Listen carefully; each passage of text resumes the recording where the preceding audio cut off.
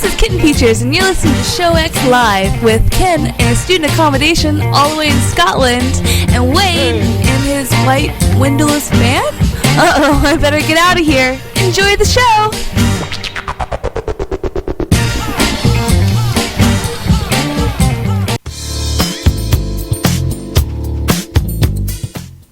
Hey everybody, and welcome to Show X on VTWProductions.com. You're listening live at 2 p.m. Eastern, 7 p.m. GMT on this Sunday, the 19th of November, 2017. We are joined once again, it's been a little while, but by our good friend Ken. How are you doing, good sir? Hello, yes, I'm sorry for my 2-week hiatus. It's just, I was actually here and ready to do the show last week, but as you can see in the video, if you're watching the YouTube stream, which is the only stream since our audio is broken. So, but what was that? Well, it's our only stream because the audio has been broken for a couple of weeks now because Alpha Geek Radio had changed some of their settings, and I have never gotten it worked out with Gnomewise, and so we are only on the YouTubes. I apologize, people, but come watch us and join in. So yes, you won't regret it. Nope, it's a good thing for us, and you get to see the show right away and listen to it right away versus having to wait for me to never post it. True. Since I'm only like 3 months behind on that. So yes, because we are actually on air right now, and I actually was in here last week, sitting at the same desk, ready to go, ready for the show, etc. But sadly, due to the fact this office is shared, normally most people in the office anyway tend to do 9 to 5. My office mates are a bit like me when they come in just at random times. So last week, both of my office mates were in at the same time, and they were doing work. So I couldn't just come in here and be like, I'm going to talk loudly and slightly up myself for 2 hours. you know. So I sort of just happened to need to do this, guys. Yeah, just on a Sunday. Exactly. You'd think Sunday evening would be the time that the people would not be in the office, but it's not true. People are still. Apparently, it is the most popular time to be in the office at work is on a Sunday. Yeah. So that was slightly inconvenient. I'm not going to say annoying because you know what, I'm the one that's being annoying there. Really, like they're not being. It's me that's inconveniencing them by trying to do the show in here. So. Yeah. Well, trying to take advantage of an opportunity to have access to the computers and network when people normally wouldn't be around. Absolutely. And the reason that I still couldn't do it at home, and I actually tried. I spent 3 hours yesterday trying to fix this issue. No. My computer at home is, before the graphics card was screwed, and I had Ubuntu installed and tried to fix it that way, and that didn't really work, and it turns out it was a hardware failure. Well, yesterday I thought to myself, well, you know what, if it's still just the same hardware failure, why am I still putting up with Ubuntu? Why don't I just put in something I can actually use? And I've barely tried Windows 10. Okay. So I tried that out. I decided I'd install that. No. So I put it on a USB, and I plugged it in, and I told my desktop to boot from USB. And it did. It started to boot, and then it said, error, there's a difficulty partitioning or something like that. I looked up online, and basically they said, oh, that happens sometimes, just wipe the disk entirely, and this should be fine. So I was like, okay, that's fine. I actually have D-Band, which is one of the most widely recognized USB hard drive wipers out there. Okay. So I plugged in, tell the boot, and it says, operating system not found, and I was like, okay, that doesn't make much sense. So I've told it to boot from USB here. Of course, it's not really an operating system in the first place, but okay, I get what it means. It should find something. And I tried repeatedly again and again. I thought, oh, maybe I did install D-Band to the USB wrong. So I tried that repeatedly with different installers on the Mac. I didn't just use the default one. I used some brand ones. I was almost tempted to spend money actually trying to get a good one, but I managed to persevere with 3 or 4 free ones. Still wasn't working. Had an inkling that maybe it was the USB itself, so I plugged the Windows one back in just to see what would happen, and I'm still getting this weird error. Oh, and I thought to myself, crap. And I tried to go into the BIOS, and the BIOS isn't working either now. So, so that means that originally it was just the graphics card. Now it means the hard drive may be screwed in the first place, which is why I wasn't doing stuff. But the motherboard is almost definitely screwed, or maybe the CPU. Well, which, if it is the motherboard, right, that can leak onto everything else. Where everything else may be fine, but at the same time, it could just be broken because, the motherboard is the heart. it's a challenge because I mean you missed when I was dealing with this just the other week with my cousin's computer, in that we were suffering some late term effects from the lightning hit way back when. In that initially it had taken out just his one of the ports on his motherboard on his Ethernet, and eventually it leaked out to his entire motherboard fried. And so slowly the paths failed, and slowly it went down to nothing. And in the end, we basically had to build him a brand new computer a week and a half ago. Ah, or so. shoot. And it just, I mean, that sucked. Talk about expensive, just all of a sudden, bam. Yeah. So it may be it's you painful. just need to now build a new computer, motherboard, processor, Yeah, RAM at least. I'm at the stage where I'm thinking, like, you know what? Maybe I'll take the pieces apart and try them on a different computer to see what I can salvage and sell. Because you know what? It's got a nice i7 processor, and it'd be nice to be able to salvage that. Oh, It does yeah. have a 256 gig Well, SSD. It'd be nice to salvage that. So here's the challenge. How old is the i7? Pretty old. It's pretty Because what you can't do now is buy motherboards. It is almost cheaper to build a brand new system than it is to try to source one of the old motherboards. Just as a heads up, because that's what we had to do Well, with I his. wasn't His planning was on making anything myself. I was planning on selling it on, like, literally just getting the pieces and seeing if they work and then selling them. yeah. So If you could sell them all, then sell them all. But yeah, that'll be one of your challenges. And you may have to sell some of the stuff fairly cheap and just say that it's kind of sight unseen, or you don't know if it worked, it was, and you believe it was the motherboard. And that's all you can say. Right? It's hard Yeah. because I would love for you to be able to get something out of it. Enough so that'd that be it's, nice. yeah, so Because it's originally less I spent painful. £2,000 for this machine years ago, so you know, it was once a very expensive machine. So just to see it getting just worth almost nothing is just really sad. It hurts. Really sad. It does. Well, and I will does. tell you, it's funny, Ken, because in a way I was just looking, because I've been recently looking, I was going to talk about this a little bit, actually, wow. Before we go further. Hey, IRC, look at all of you out there and all those joined us. For those who don't realize, because you're on YouTube and you haven't seen it before, but you're watching, you get to see the IRC pulling through, you can join us there and chat with us live on the show. All you need to do is take whatever client you like to do IRC and point it to the irc.quakenet.org site and go to the pound or hashtag VTW and join in with us. You can also, if you don't have an IRC browser yourself, go to vtwproductions.com, click at the top where it says chat, and you can jump into our web client for the chat room right there. Just put in whatever level or whatever nickname you'd like and join us there. And that way you can jump into the chat, because we have a kicking room today. We have lots of people in there today, and just very happy to see that. Also, right off the top of the bat, as we're starting to talk about all the things we're doing, we have to do a shout out, a happy birthday wish to our friend Hando, who's in the IRC right now, as well as my friend Adam, who shares a birthday today. And just the other day, one of the VTW guys, we have Halveric, who has just celebrated his birthday, and I went to see yesterday. So birthdays all through the weekend. Happy birthday, all. And you guys get, because I haven't done this for a while, so I apologize. Here it But comes. hey, happy birthday, Mr. President. Happy birthday to you. And that, in my best rendition of what Octo used to do for everybody for happy birthday wishes. So good outs to all of you. So yes, and yes, we started on time today, Lantis. We are here, and so all goes well. All right, so continuing on, Ken, as you were saying. So basically, with the PC dead, almost more, even more so than it was dead before, which was pretty dead. I have to do the show in here because the only other alternative is on my phone, which was going to be the backup plan today. I said to myself, you know what? Even if all else fails, I'm just going to sit in a room with my phone on Skype and just do that for 2 hours. Because even if that's even if I have no IRC, bad video, and whatever, I'll just have to do what I have to do. You know. So that's just what it's got to be. But I've managed to get in here and it's all okay. But it means that I don't really have any really good backups, which is kind of sad because, the truth be told, I like being able to like browse around the web at the same time as being on the show and, go on the IRC or check our emails and stuff like that. It's useful, Multitasking. Have the Google Drive with our notes on it, etc. It's all useful. Just sitting on your phone is quite a difficult task for 2 hours. So I'm glad that I still have this option here, but I'm sad that it's not going to be as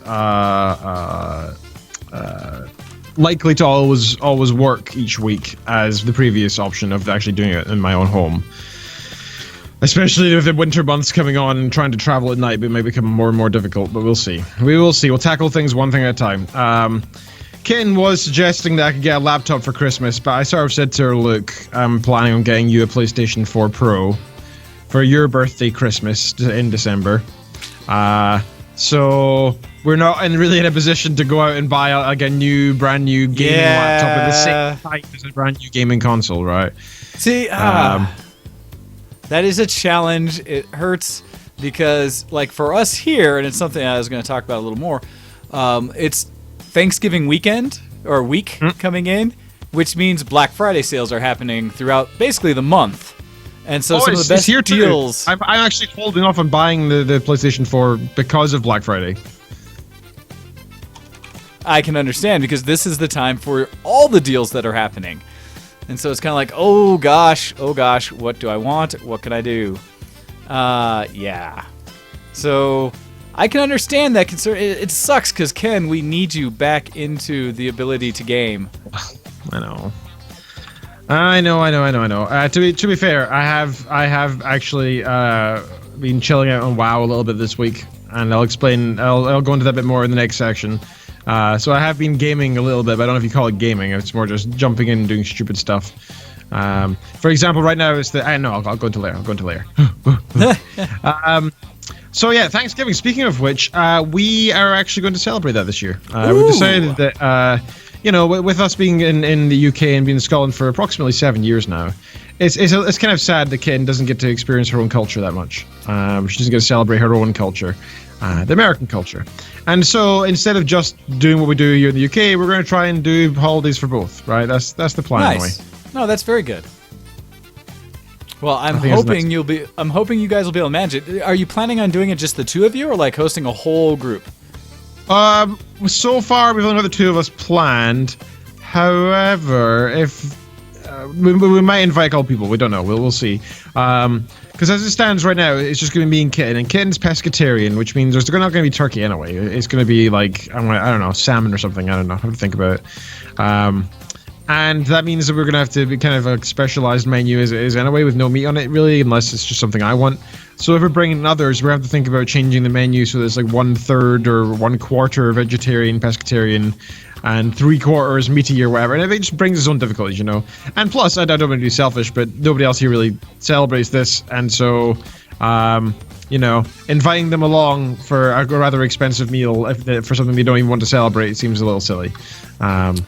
I can understand. I mean, if we had American friends, I wouldn't hesitate, right? But the fact that most of our friends here are all British or Irish, actually, it means there's not much point in inviting them along because they don't even celebrate anyway, right? So we will see. We'll see. I don't know. It'll be nice. I'm looking forward to it. It's going to be a nice little break from normality. And I love Christmas food. And this year we're actually going to be in Geneva for Christmas. We're visiting in-laws. So it's actually kind of nice that I get to cook a meal since I haven't done that in a little while. And I won't get to do it this year for Christmas. Speaking of cooking, actually, I say I haven't cooked in a while. That's a lie. I've actually been picking up cooking quite a bit recently. Because I thought to myself, you know what? Some of the biggest expenditures that we have in terms of being economical and everything is that we keep buying food at like where our places of work, and that's so dumb, right? Nobody should do that. It's just dumb because you end up spending like quadruple what you would normally spend a meal. So, and it's just too easy to say like, oh, I want that unhealthy thing as well. So I actually spent a little bit of money. I went out and bought some really nice Tupperware, some fancy Tupperware. I got some like 7-liter boxes, these big things, right? Oh wow! And what I do is I just cook big meals, really big meals. Like I made some a sausage hot pot, which I followed the recipe online, and an Italian vegetable soup, which was very healthy and very nice. And then anything that we have left over, which is most of it, we put in the freezer, and then we just take out like the night before, defrost it, and then take it into work the next day, and it's great. It works out very nicely. And that's been good. It's been nice to do some cooking stuff. And I'm looking forward to doing more with Thanksgiving. So aside from that, I could have put this in the Geek Cred, but I feel like I don't have much of a big section, so I kind of just shoved it in here. 2 things, actually. One is the Photography Society. I'm still in it, but I've not really been going to as much stuff. Okay. Just because I've been having some issues with my paper, which I'll get onto in a second. In fact, I'll do that now. Paper stuff. So my big paper that I've been working on for months was due on Friday there. 2 weeks ago, I messaged the organizer saying, "Hey, look, I'm a little bit behind. We had some issues and like some family issues and stuff," which was not a lie. That was completely true. Like, do you mind if I get a little bit extra time? And they gave me a 3-day extension, which was nice, but it wasn't really enough. And oh no! Come halfway through last week, I was, for weeks now, I've been doing 12 to 14-hour days every single day. And last week I got to the stage that I just sort of said, well, you know what? It's not looking good. Even if I continue down this path, it's just going to wear me out even further. And I'm still not going to have any further progress. So I just called it. I said, I'm not going to bother trying to meet this deadline. I'm just going to... I'd rather produce a good quality paper in 3 months' time than a shoddy or mediocre paper now, Yeah. If it gets in at all. So I decided against finishing it, which is a little bit sad. But because I've been working so hard on that paper with the hours in the past month or so, it meant that I hadn't had much time for the Photography Society, which I've been trying to spend more time doing. But with all my free time that I now have as of this week, I say free time, I mean like I have more free time, I should say. It's not that I have bountiful free time. I now have time to do Photography Society, and that means there's some cool stuff we can do. Apart from Thanksgiving Day, which is on the Thursday, annoyingly, so I actually can't make the week coming either. But I said I'd help them organize and get ready. And what they plan to do is, what's it called when you do that thing? When you get steel wool set on fire and you do the stuff with that, there's a specific name for when you do the steel wool version. I'm not sure, but I know what you're talking about. Oh, you don't know? It's absolutely beautiful. Let me find it. Oh, it's just called steel wool photography. If you Google just the phrase steel wool photography, I think everybody here will be blown away by how beautiful some of the stuff you can do is. It's really neat. What you do basically is you get some whisks, like kitchen baking whisks, and you fill it with steel wool, which, as everybody should know, you can set fire to steel wool and it produces like sparks effectively, which come flying out. And what you do is you put you stuff the steel wool into the whisks, and then you attach to a rope, set on fire, and then you spin it around and take a photo.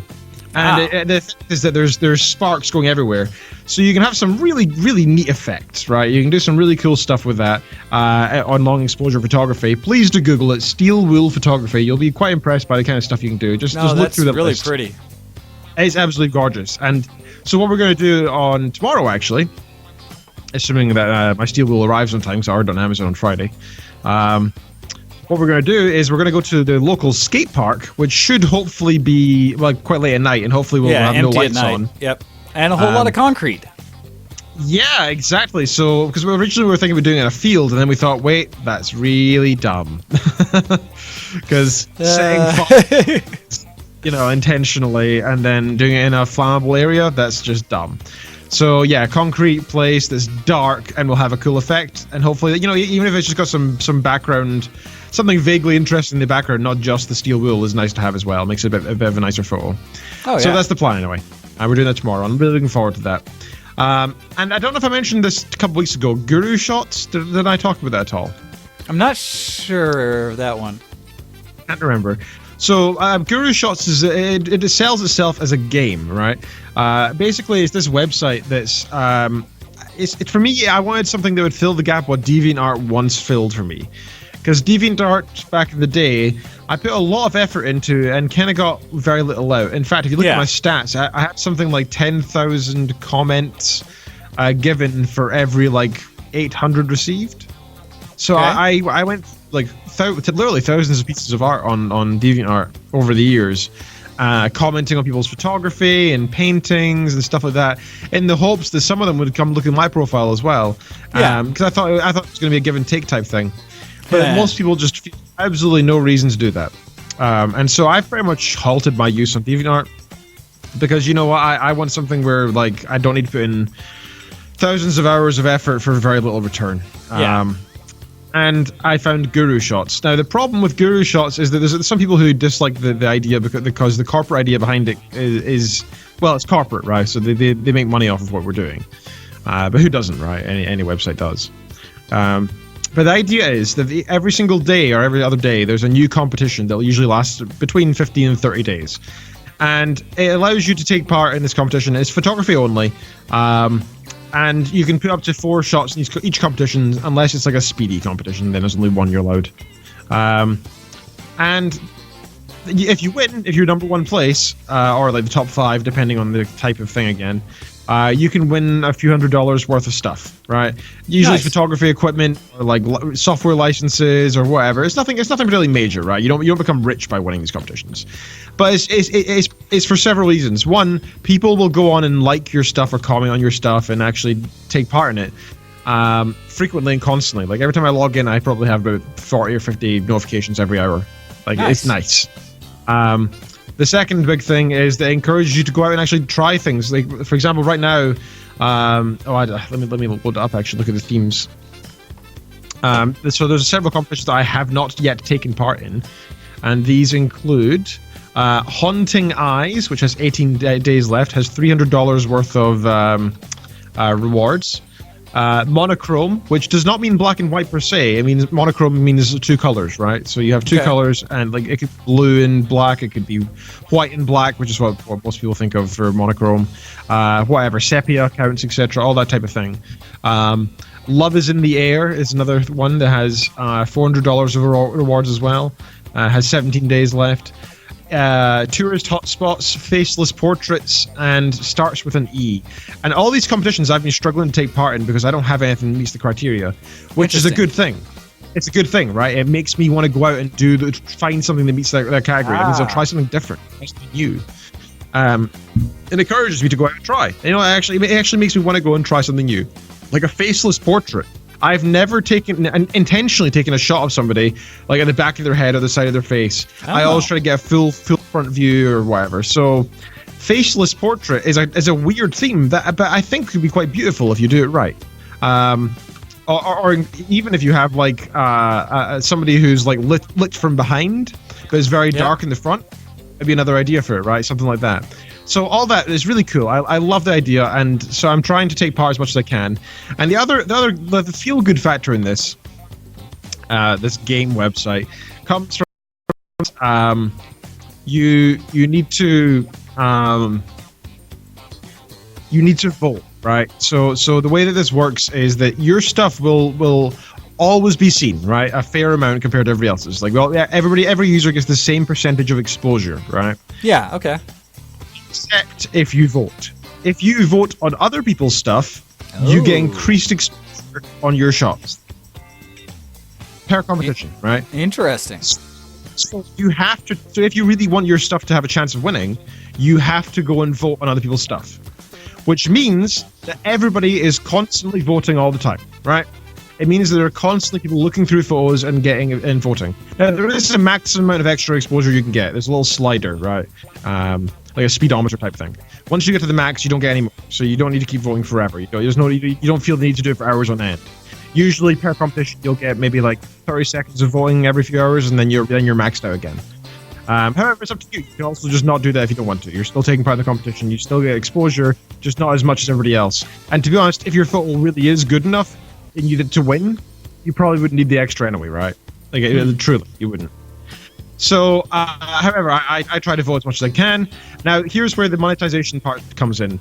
If you are lazy and don't want to vote on other people's stuff, what you do is you can either, by playing the game, the more you play the game, the more unlocks you get, I guess, and the more you can not vote.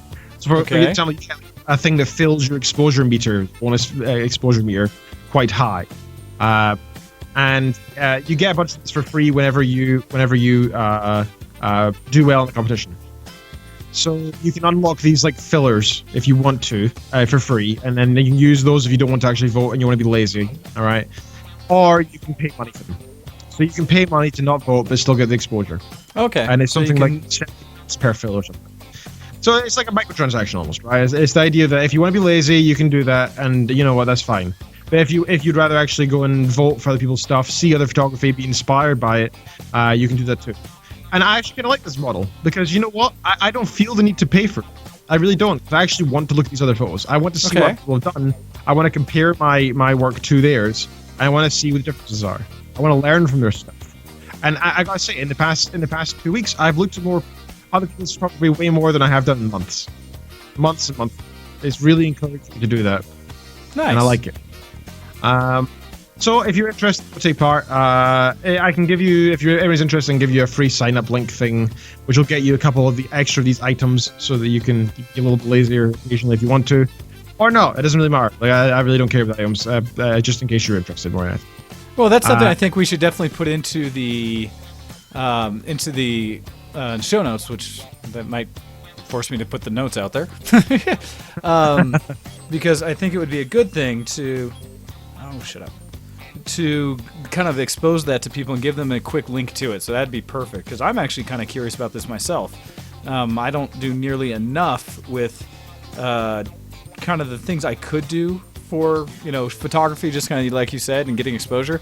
It's always been something I just kind of do for fun and whatever, right?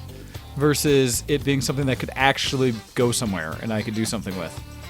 And so it does sound very interesting. Cool. And finally, one of the last things I wanted to mention was that if you keep at it, you actually get little rank bonuses on your profile. So you start off as a newbie and you have a voting power of 1. So every time you vote, you give 1 vote, right? But every rank you go up, you increase your voting power by 1, and you get a new rank. So it goes from newbie to I can't remember what they are. Let me go check. From newbie to rookie, challenger, advanced, veteran, expert, champion, master, guru. Okay. Now, if you eventually attain the rank of guru, you can actually host your own competition. Ooh.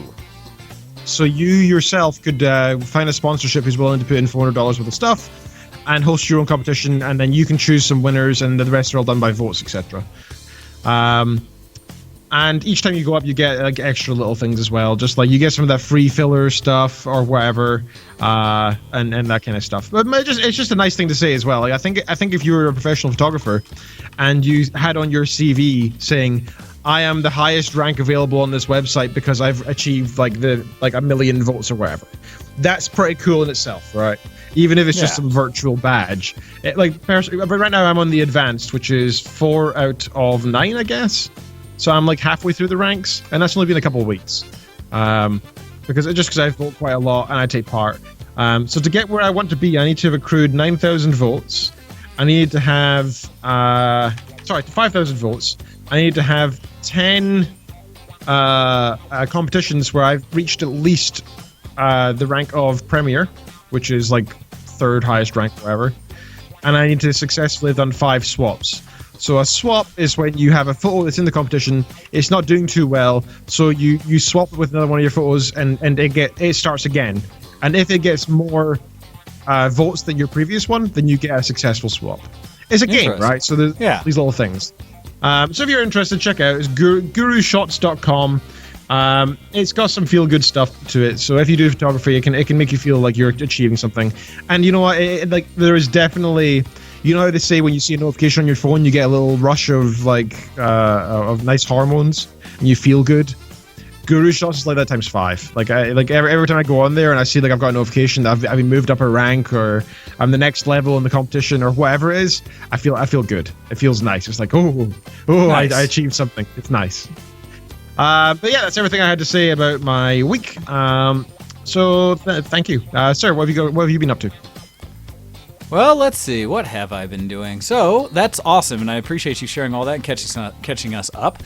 As per usual with my week, I've been just running around kind of being overly busy with work and things like that, to the point where I think, starting off me being too busy this week is Tuesday. I've been doing a lot more with my martial arts as a whole, trying to find more times during the week to practice. So normally on Thursday nights I go and train down with my group for my normal training. Well, what I've been trying to do to kind of add to it all and to become more a part of this and take ownership of my art is on Tuesdays I've actually been heading up now to a different location to essentially to Brighton, which is about 45 minutes away, to hang out with one of my friends there that I've now started training.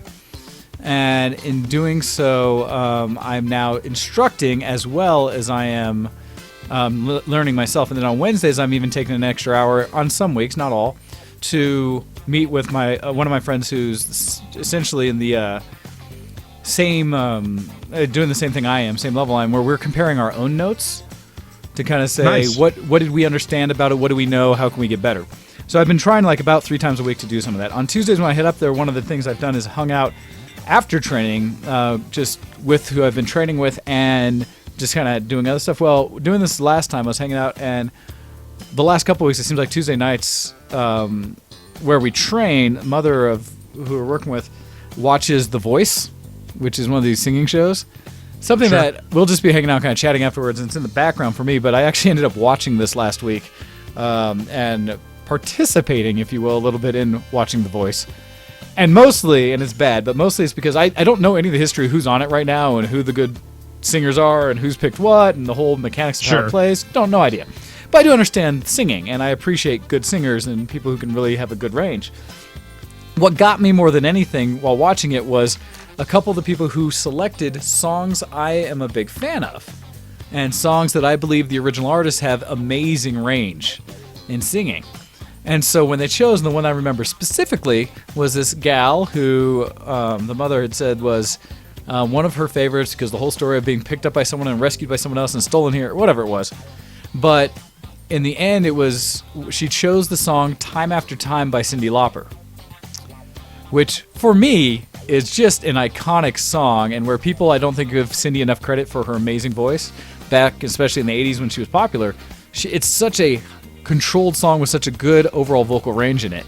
And so when she chose it, I was given this whole like, oh, you better bring it. How dare you choose Cyndi Lauper if you're not going to come out here and just belt that bad boy out?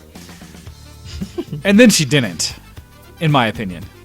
It was such a lackluster performance compared to what I felt it should have been, that I was like giving her crap the whole time, where I was like, oh, no, you didn't. No, you didn't take this song that I love so much and sing it like that.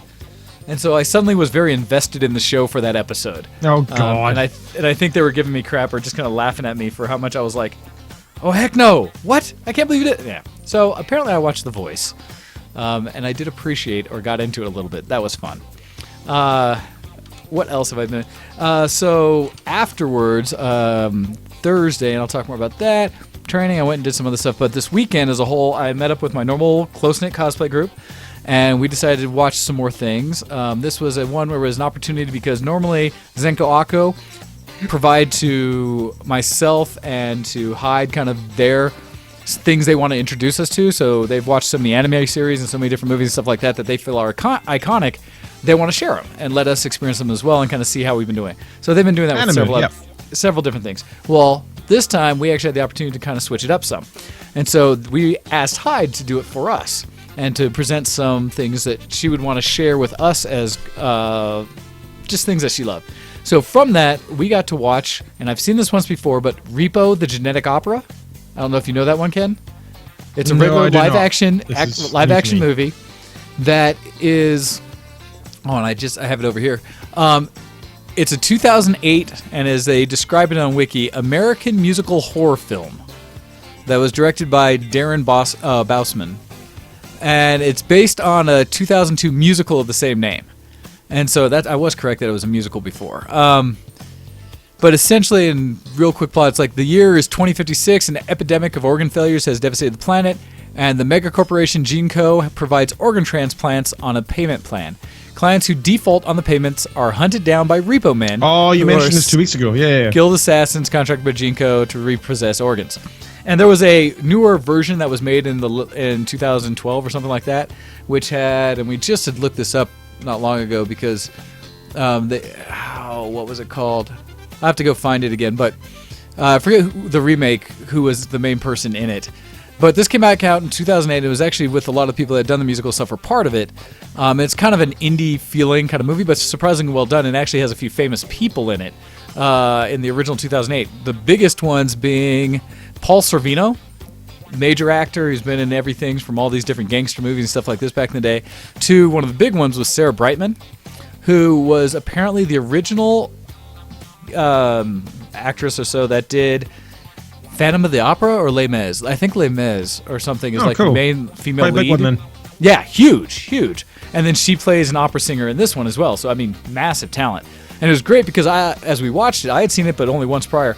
But Zenko and Akko love, like, Phantom of the Opera and really loved Les Mis and stuff. So whichever one Sarah Brightman had come from, the whole time they were watching, they're like, man, this girl, I like her voice, but it seems super familiar, but I don't know it. And it wasn't until the end when we were actually looking up Chris that they saw it was her, and they freaked out. Because she sings at a very much lower range than she normally did in those ones where she really belts out. And so for them, they were just like, "Oh my God, it's so crazy to see it." Really. Yeah. And it's her voice is marvelous and her acting, and it's great. So we watched through that, which is one that I highly recommend to people. But it's just one that's a little off from what most people do. It's funny because another person that's in it that people would recognize is Paris Hilton. Actually plays a role in it, and does a decent job in it. It actually kind of fits better. It's such a weird role, but very good fun. So we watched that. I enjoyed it a lot. We made pizzas and stuff like this, and then afterwards, because I got into this whole Paul Sorvino thing, because it's one of the fun things, is we all have different backgrounds growing up. One, it's like Zenko Akko are a little younger than me. They're a little older than you, but they grew up in a kind of area where Akko's seen almost everything I have. Very similar kind of background to what we've watched. Zenko, though, was in a very creative family and didn't see a lot of these, what I consider like blockbuster major things everyone should see. So she was like, I have no idea what this movie is or that movie. So when I mentioned Paul Sorvino and she was like, I don't know who that is, I was just like, what? How do you not know who Paul Sorvino is? And I know a lot of people she's pretty much like me then. Well, and you're young enough, I can understand why you want it necessarily. But then I started mentioning... I'm just culturally ignorant, that's all. Okay, well, her stuff excuses. She grew up in a household where it made her grow up in like the 40s and 50s. So the movies she knows are, and she was just something like, oh, like, I just watched Casablanca again the other day. It's such a great movie. I'm just like, I have never seen it fully. You know, things like that we were going back and forth on. But so I mentioned one of my favorite Paul Sorvino movies was Goodfellas. And I don't know if you've ever seen that one, Ken. Classic. Right? So he's the one who plays Paulie, the main gangster in Goodfellas. Okay, yep. The one that everybody goes to Paulie, right, about everything. Well, that's Paul Sorvino. And so I brought up as he is like the epitome of like old gangsters. And so I was struggling around. I had it on disc, and I was like, I need to find this. We need to watch this. And so I then took part in introducing them to Goodfellas, which was great until my ancient DVD failed itself partway through. No. And it didn't finish. So we got to like a climactic point in the movie that was fairly far through and not quite done, and then it stopped. So I'm like, well, crap, I need to go acquire another version of that. So that's interesting that your go-to is a DVD. Because it's something that was on my shelf. We YouTube everything, and then we just rent it from YouTube. Well, I already had it. That's the thing. It was on my shelf. So I was just like, oh, I'll just throw it in. That's well the thing. I don't own any DVDs. I don't have a single one. Oh, gosh. Well, I don't. We talked. Well, actually, this is funny. This is a subject that Akko and I have talked about where people your generation age tend not to own physical media nearly as much as people our age. No, it's my age. So it's kind of a waste now. Well, you say it's a waste. I will admit I don't acquire as much. If I do acquire it, I acquire it digitally and maintain it on a hard drive versus thing. But I still like to own or have it in a place that I can reach to any time. Same thing with music. And this is something we've talked about through our own group. Where I, on my phones, will have all my music available. Whereas, like Hyde is our example on our end, is that she streams everything through Spotify and doesn't have any music actually on her device. And that to me is just bizarre because I see so many opportunities where maybe I won't have network or I need to just plug it in and move something and things like that. So it's just kind of my generational side of it is I still like to have the physical, I can hold, touch, feel it, whatever it is I have. Well, no, for me, it's a case of like if I'm traveling, like if I'm going to if I'm actually going to get on a plane, then I'll actually have to sit and think, all right, what do I want to bring at that stage? But the rest of my life, I don't worry about it. I wait until it's actually necessary to consider, and then otherwise, I don't consider it. Oh, but again, and it's a difference in how our generation see things. Absolutely. And it's kind of unique how that works, but it does. And so with that, I had the physical media and threw it in there. I was like, sweet. And then I'm now stuck where it stopped working. So since now I've gone and reacquired it digitally, so I can do both things, right? Because I run a Plex server to take my own media that I have to be able to serve it out to me remotely, as well as throughout my own house. And so now I have that digitally and can share it to finish it up via, streaming. And so I'm kind of doing this dual side of it, but I still want to have the actual file and not just rely on a service where it may or may not exist in the future, like Netflix. Because originally I was actually going towards that with Netflix, where it's like, oh, you have everything, I'll just have my Netflix account. Until licensing started lapsing with Netflix and companies started pulling back or changing what was available. because then I can no longer count on Netflix having everything. They only had things for 6 to 8 months at a time, or for a year or two, or some things forever. And at that point, I was like, well, but what about this thing I watched 3 months ago? I want to show these people. It's not there anymore. Crud. What do I do? That's another difference. I don't rewatch anything really. Oh, so unless somebody else forces me to.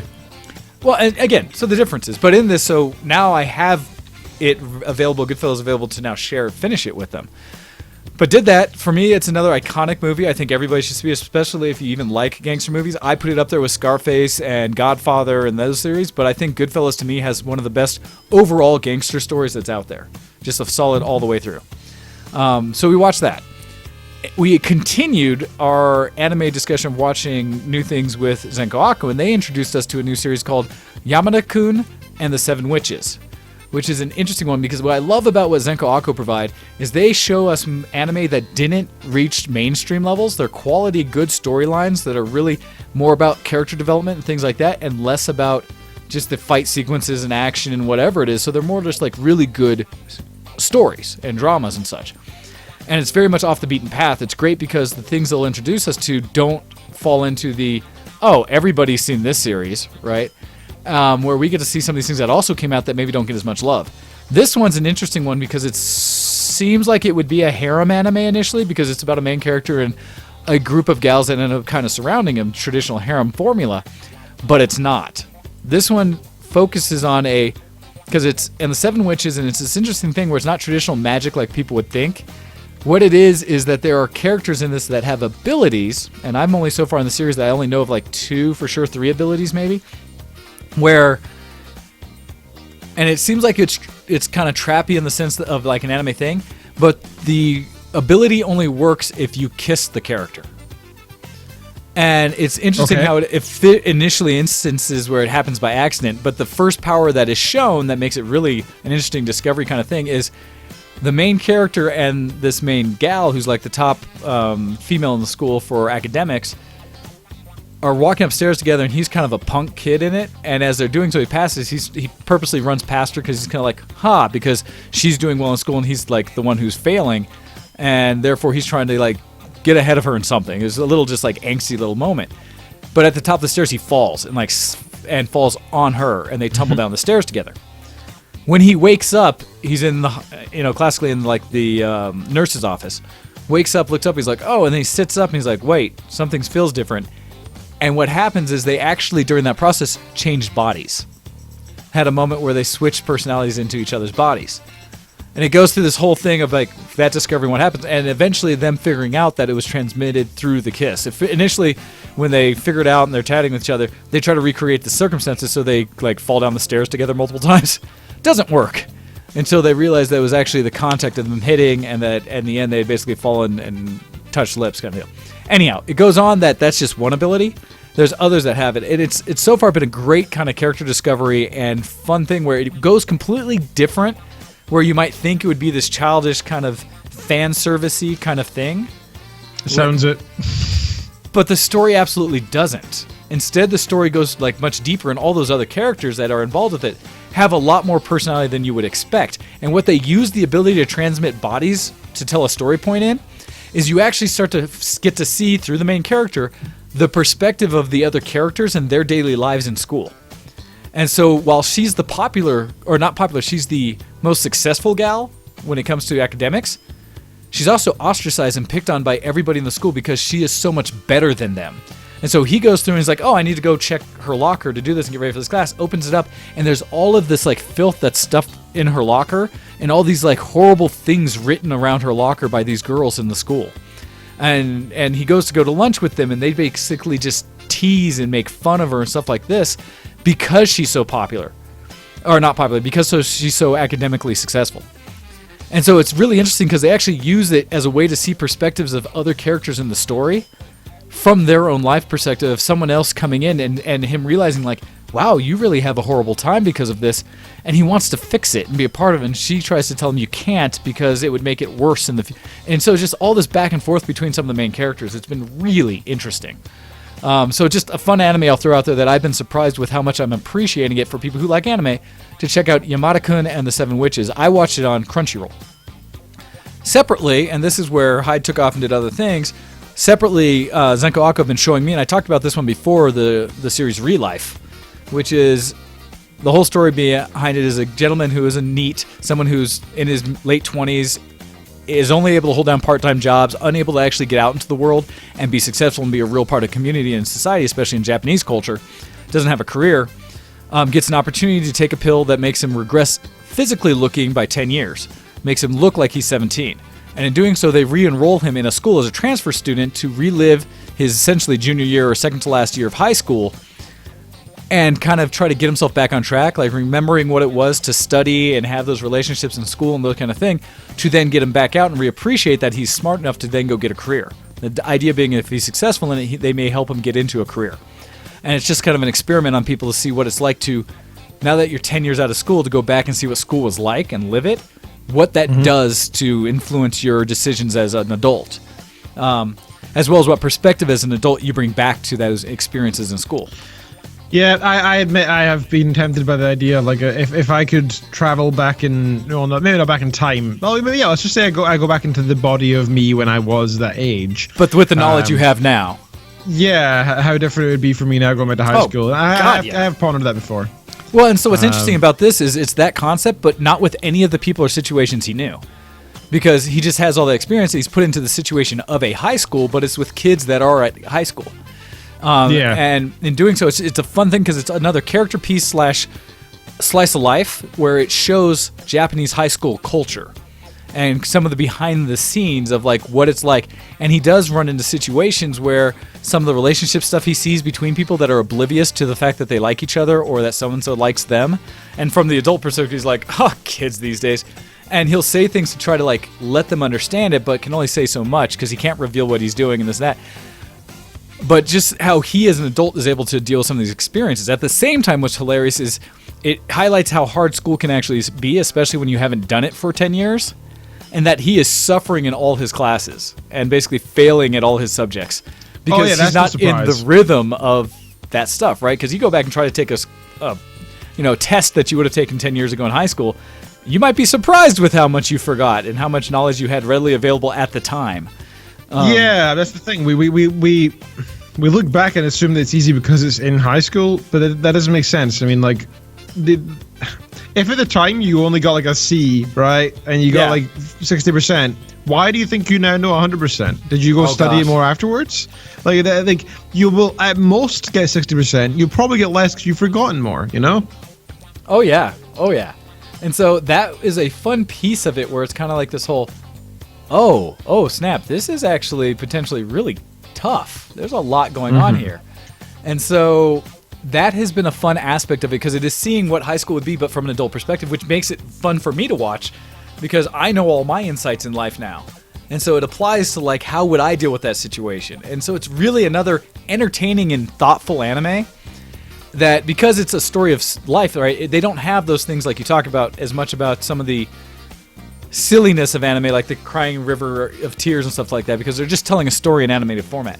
But they have something else though. Everything's in the high school, because it is still around that time frame. Yeah, and I've talked about it before. It's because in Japanese culture and life, that tends to be what they all look back to as the best times of their life, because it was the last time they were somewhat in control of their lives without being responsible to a job that they have to go to every day. And they were able to make decisions and have friends and stuff that were a little more freeform. Sure. And so they all romanticize about what it was like to be in high school. So many stories are told about that because for most adults in Japanese culture, you talk about what their life is that day and how it is as an adult, and most of what you get is, I have the drudgeries of work every day. That is my life. And so it wouldn't make for very compelling stories. And like I said, it's one of those things that is just, it helps to understand Japanese culture to know why stories are being told the way they are. It's one of those few times, because I talk about literature, how I hate going back through literature in old times and having to know, well, what time period was this written at, and what was the author thinking? And I'm like, I hate that. I want to just enjoy the story. Is it a good story or not? But in this case, it actually really helps. And after I went to Japan, it helped because I watch anime now with a perspective of like, oh no, that is literally how it works there. That is exactly what people do. And so it gives a lot of more authenticity to the anime and what it is. It's like, of course it's what it is. That's what they're drawing as their own lifestyle and what happens. But you take it for granted from a different culture that maybe that's not as real as it is or as everyday, but it absolutely is. So it's super cool. Anyhow, so I have found that I really am starting to enjoy these slice of life type anime that aren't about some big fanciful thing happening. It just does some interesting storyline or plot things to allow it to tell the story itself. And so Yamakun is one that I'm really enjoying for that reason, and so is Real Life for each of how they do their twists on it. Anyhow, so that's the anime I've been watching. All right, let me try to finish this up for what I've been doing here. Other things, so I jokingly say this is, I now own a tuxedo. I and Zenko Akko, and for part of it, Hyde, went out and we went and essentially went antiquing around. And the way this ties together is at the end of the year, at New Year's, I'm going to a gala event that is based on the 1920s for the New Year's Eve event. And in doing so, we are referencing, because it's one that kind of shows this, the story, the book and the movie, The Great Gatsby, where it talks about the Roaring Twenties and the huge parties being thrown around that time frame to see kind of what people wore. In it, there's a lot of tuxedos, there's suits, suspenders, things like this that just have that kind of feel and time frame. And so I wanted to find a costume, essentially, or find an outfit that would match and work for the time frame. So I found some vintage clothing stores to go and kind of hunt through, and in doing so, I ended up finding a 1920s era, and I don't know if it's officially a costume or tux from that time frame. It was not inexpensive, but it apparently fit me amazing, because they all looked at it as like, oh, wow, you look good in a double-breasted tux. And so I now have a tuxedo. Some people are made for it. I can't wait. Well, so I will tell you, most of this helps because of my diet that I've been on. Because I now can wear clothing I've never worn, or like, in fact, I was wearing just yesterday this, what was it? Armani exchange. So it was an Armani shirt that I've had for years that I would never wear because, oh gosh, my stomach would just be sticking out the whole time. And now, since I've essentially maintained that I'm 25 pounds down from where I was at, it fit well. And nice. The suit actually felt very well. Congratulations, dude. And the pants on the suit were a 34, and I was able to wear them very nicely because I was afraid it'd be a 33. I was afraid they'd be too tight, and they fit me just nice. Now I need to be good because Thanksgiving's coming up this week, and so I'm going to, after this, have to get back to straight keto again to get back because I've been poor with amongst out a little bit, so I've been putting on a couple pounds here. I need to get back into getting it back down and running some more. But anyhow, I'm excited because I now own a full tuxedo. It cost me less than $200, and it's like a nice full-on beautiful tuxedo. So I'm hoping to have more opportunities to wear it, and we'll see how it goes in the overall thing. Also, just in general, I'm old. Antiquing is fun. Holy cow. I was running around at multiple antique shops and just looking at old things and just like how neat this is. And Zenko Akko and I just had a blast. And like Akko's funny because he's built in such a way he can wear uniforms, especially old style ones, beautifully. They just look right on him. And so we found like an old military jacket that was a marine coat, like long coat or something, put it on. And man, that looked good. Nice. We got like 7 minutes before our break. What are you talking about? Break early. And so with it was just like, he looked really good. And we found like a bobby hat, an actual like old fashioned, very high sitting bobby hat that looked great on him. Where it's just like, you could step right out of like off the English streets or something like this. Just all these things. So we had fun with that. We looked at old merchandise, just kind of things around that things that for Zenko is great because there are toys that her parents still have that are from like the 60s and 70s and all these different things. So it's just really fun to do that as well. So I'm just saying, antiquing's a blast. What that ties me back to kind of finish up this part is I remembered getting up this morning that I had purchased a sewing machine a few months back or so from an antique store. An old Viking 1020. It's a Swedish brand or whatever. I think it's a Hallsberg or something like that. That I know works well, and I just hadn't got sewing because I hadn't figured out how to thread it and stuff. This morning I was inspired to finally get it together, and I got it running and started sewing some sample things. And oh, I'm excited for that machine. It is a beast of one, and it runs so smooth. Where I'd got it from the lady who maintained them all. Well, and I was so impressed by it that I got Zenko to get up in the morning and say, "You need to play with my sewing machine. Please come try it." And she did, and she started messing with the settings. She's like, oh, this is nice.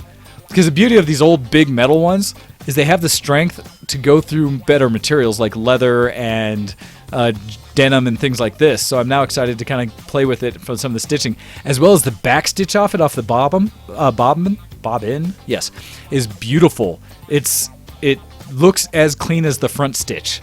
And so it's something where I could stitch an open seam where you'll see it, and it'll look beautiful. I'm so excited. Anyhow, it makes me want to get ready to start doing cosplay stuff again that I need to get going.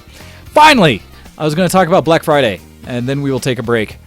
So, I have been sitting on things in my Amazon store, stuff like this, because Black Friday here, Thanksgiving and all this coming up, it's traditionally after Thanksgiving, the next day would be a day where people take off anyways, and so people go shopping, and part of it came out of the whole corporate thing where they would see a lull in sales towards the end of the year, and they want to get their sales up so that they could have good numbers for the year. And so in doing so, they prep and got people conditioned to go shopping the day after Thanksgiving at various stores to get that bottom line up. And to support it, they would have a lot of sales, and to get people into the stores, they do a lot of what we call today doorbusters and stuff, where we're only going to sell 5 of these things, but we're going to sell them at a super cheap price to get people to line up and want to go shopping. Well, that has mutated and morphed over the years to a point where Black Friday started going to a point where people were shopping Thursday evening. So as soon as they'd finish their meals and watching football and stuff like that, they would line up at stores to start shopping in the evening on Thursday. Well, that has exploded even further, where there's now so many online shops that essentially any vendor that sells anything online starts selling those sales as early as the beginning of November. Yep. And I've been getting mail through the letterbox today, actually, saying, here, get your early Black Friday sale, whether it be for, like, I don't know, some online shopping, or be it for groceries or whatever. People are all trying to jump on this.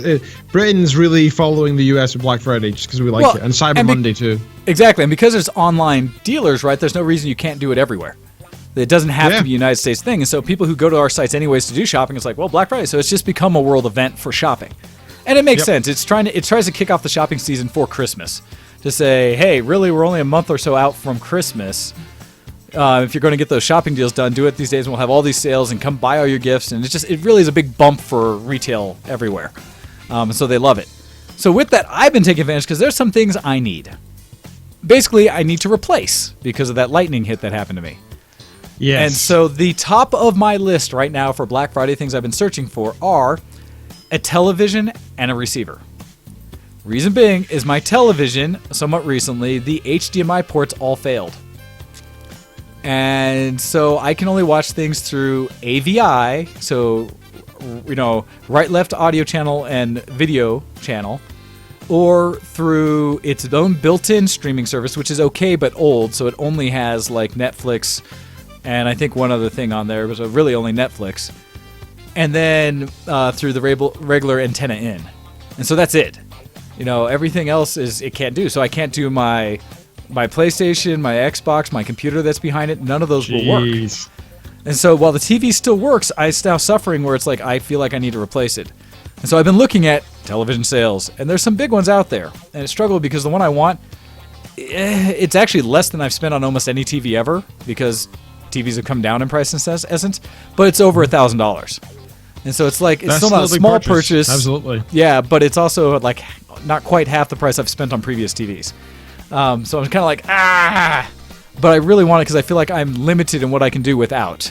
And it's also an opportunity, admittedly, for me to essentially upgrade. Because if something's going to break and die, why not upgrade it? Thanks, brother of mine. Yes, I'm looking at those because the challenge is I would love an OLED TV, but that's another $1,000 more than I was going to spend otherwise. Yeah, to say the least. Yeah. Right? Well, because right now there's a Samsung beautiful model that's a 65-inch 4K, but it's about $1,200, just under $1,300. Literally $1,000 difference between this and that one, and it's currently $900 off what it would normally be because of Black Friday. And so this one's about $700 off. Thank you for the link. Yes, I would love to get this, but the justification I have is like, oh my credit card is so hot right now from other purchases, I don't know if I can officially do this. Yeah, maybe it's wise to be careful this time. Well, but especially okay, so Christmas coming up, right? Well, so here's one of my challenges.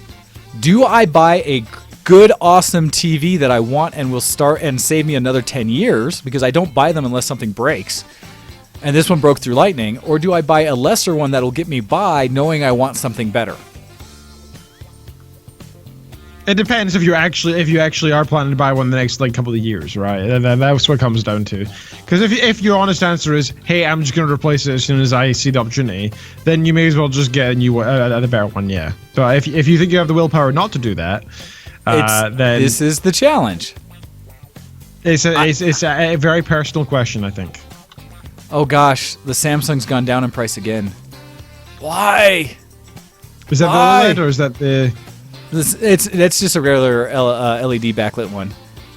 But yes, it's so. I'm struggling, but oh wait, did I? Oh no, don't do that. Hmm.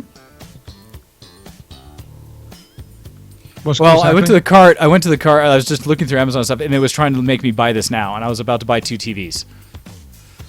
That would have been nice. So let me just delete both of these off my list, so I don't Before you accidentally accidentally- one-click buy something. That's the thing with Jeez. buy instantly buy now stuff, right? You can actually do that. Yes, you can. Jeez. Anyhow, so just look at things, but no, that's what I'm struggling with right now. That about scared myself. So I was just going to compare things. I wasn't going to buy them. Yikes. Okay. Anyhow, fix that. I don't think I just spent $4,000. Okay, I'm good. But it's also other things because I also want to get a receiver to replace the one that completely broke because I can't use the surround sound in my house right now for it either. And so I'm trying to find these things. So I am curious for other people out there, and please email in the show. You can do it at showx@vtwproductions.com, especially during the break here as we're about to take to the Pusa Drainer Thimble. I want to know, is there anything you guys are looking forward to this holiday season or Black Friday sales and stuff like that that you want to purchase? Any big purchases, little purchases, anything like that, but that the sales you're really looking forward to? And so I would love for you to email in at showx@vtwproductions.com and let us know during the break so we can talk about it afterwards. But with that, we are going to jump into one. I'm going to play some music from OC Remix. This one is going to be, it's a Secret of Mana remix called Desert Snowstorm. So check that out. We'll be back in about just over 4 minutes, and then we will come and continue the discussion with a bit of our geek cred. So feel free to let us know, answer the question, what you're looking for Black Friday. What are your Thanksgiving plans, things like that, if you have any, and as well as just what you've been up to with geek. So, all right, everybody, we'll be back right after this. Send in your emails to showx@vtwproductions.com.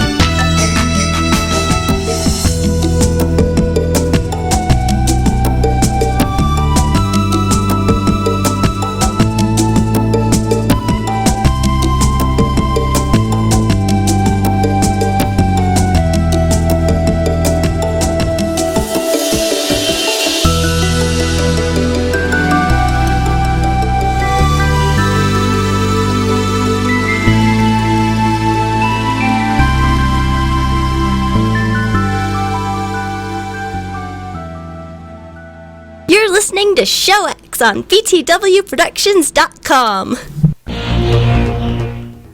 Hey, everybody, and welcome back to the show. Thank you very much for sticking around. All right, no one emailed us yet into the break, so that's all right. We will jump into our next bit and get it going with a little bit of... I'm a geek. Are you a geek? Geek cred, level up!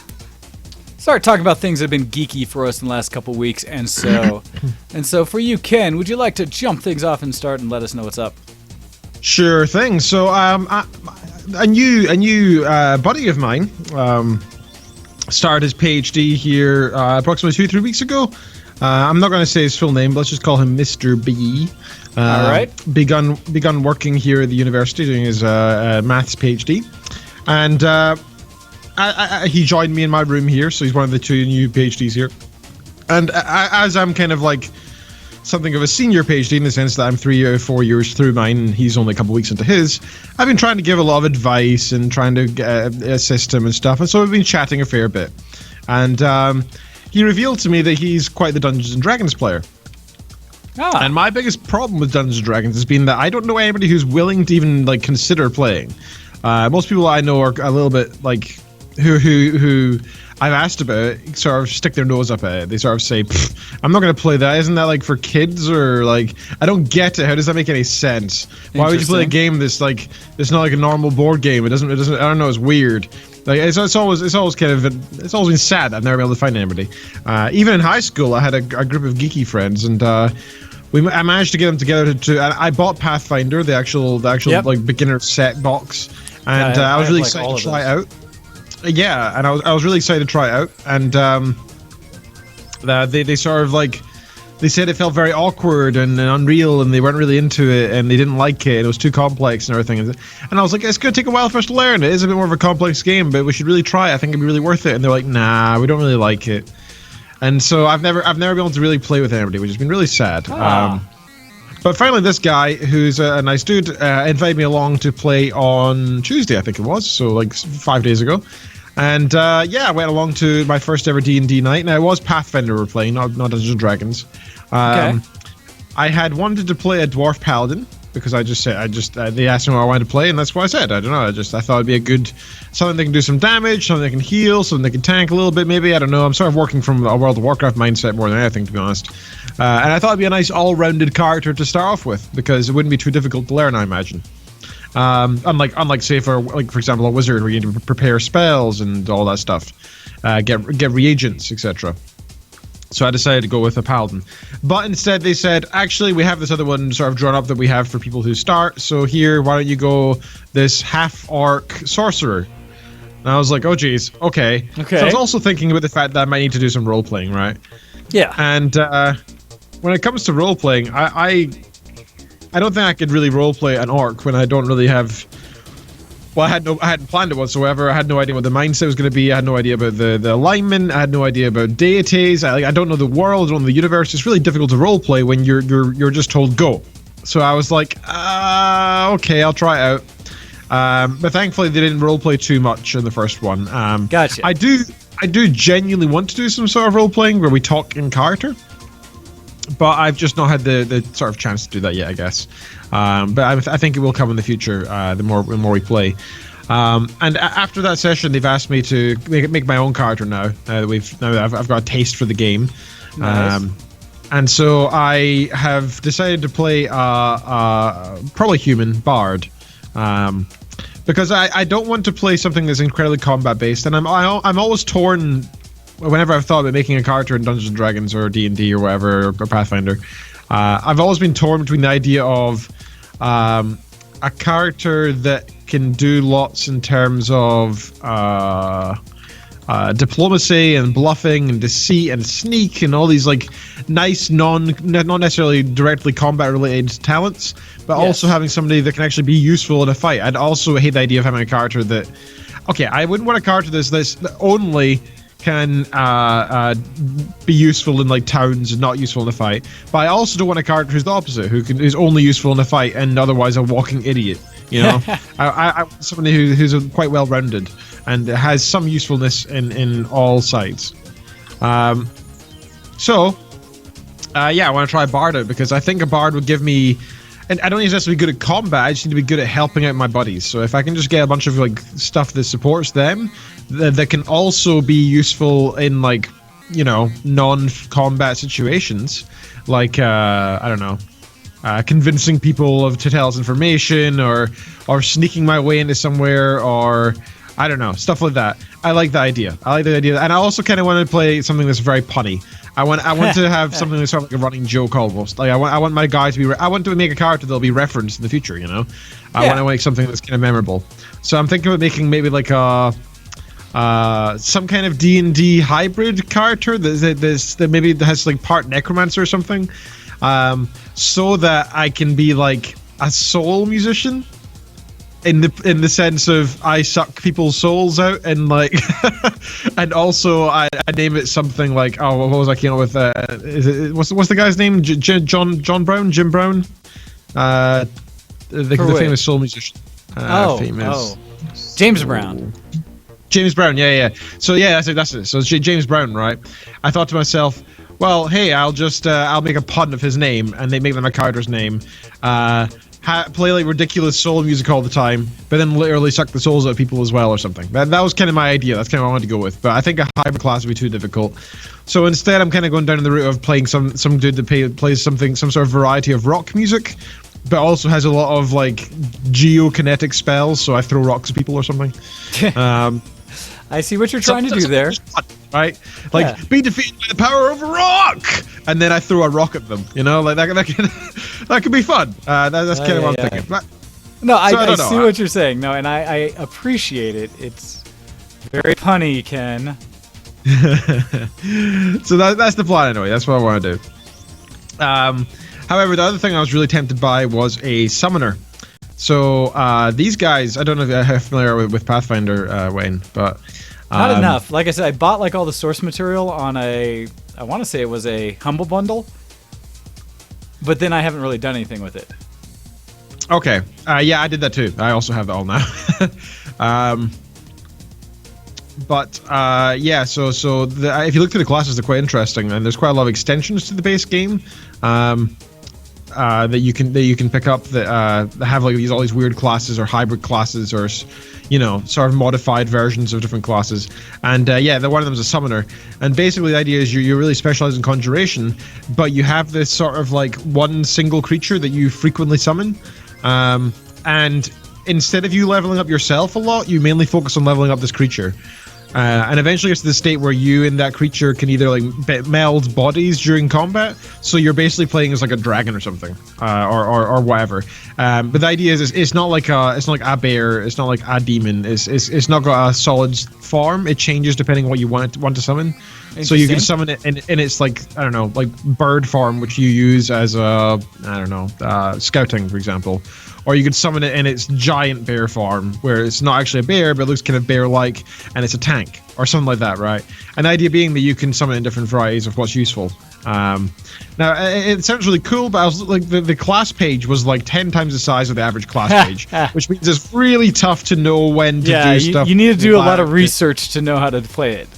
And honestly, for my first real taste of it, I don't want to play something that's, that I need to do homework on. So I think I'm just going to go with a bard, because it seems like the simplest thing to do for now. Maybe in the future I'll come back and play some superly overpowered or underpowered sorcerer, summoner, and that could be fun. But it was lots of fun our first session. I was playing this sorcerer dude, this orc sorcerer, and I kept getting I kept getting natural 20s just constantly. I just had the best luck for my first game. They said it's beginner's luck. Like I kept doing stuff that was dumb. Like I climbed up this like battlement where there was like guards walking across, and I have no points in the sneak whatsoever. I'm just a sorcerer, but I somehow managed to consistently hide myself from people walking past. And I kept managing to push them off the banister over to the other side and into like a pit of zombies. And people kept looking around like, what was that noise? And then they'd roll and they'd be like, oh, it was probably nothing.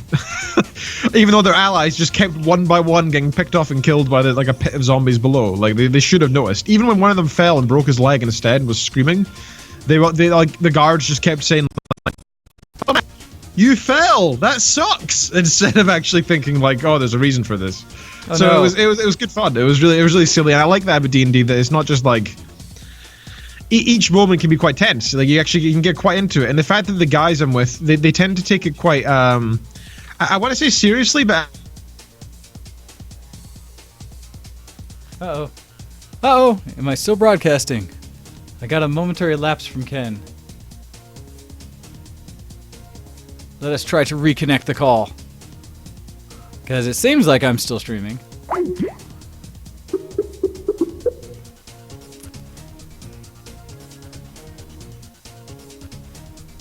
Let's see what it says.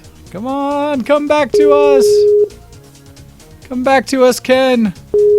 You're right in the middle of a great story.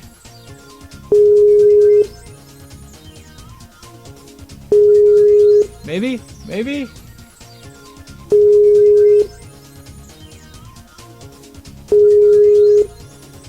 Oh no! We are sans a Ken. That is unfortunate. I do not know what happened. Well, hopefully he will try to call us back, and we will see what happens with that.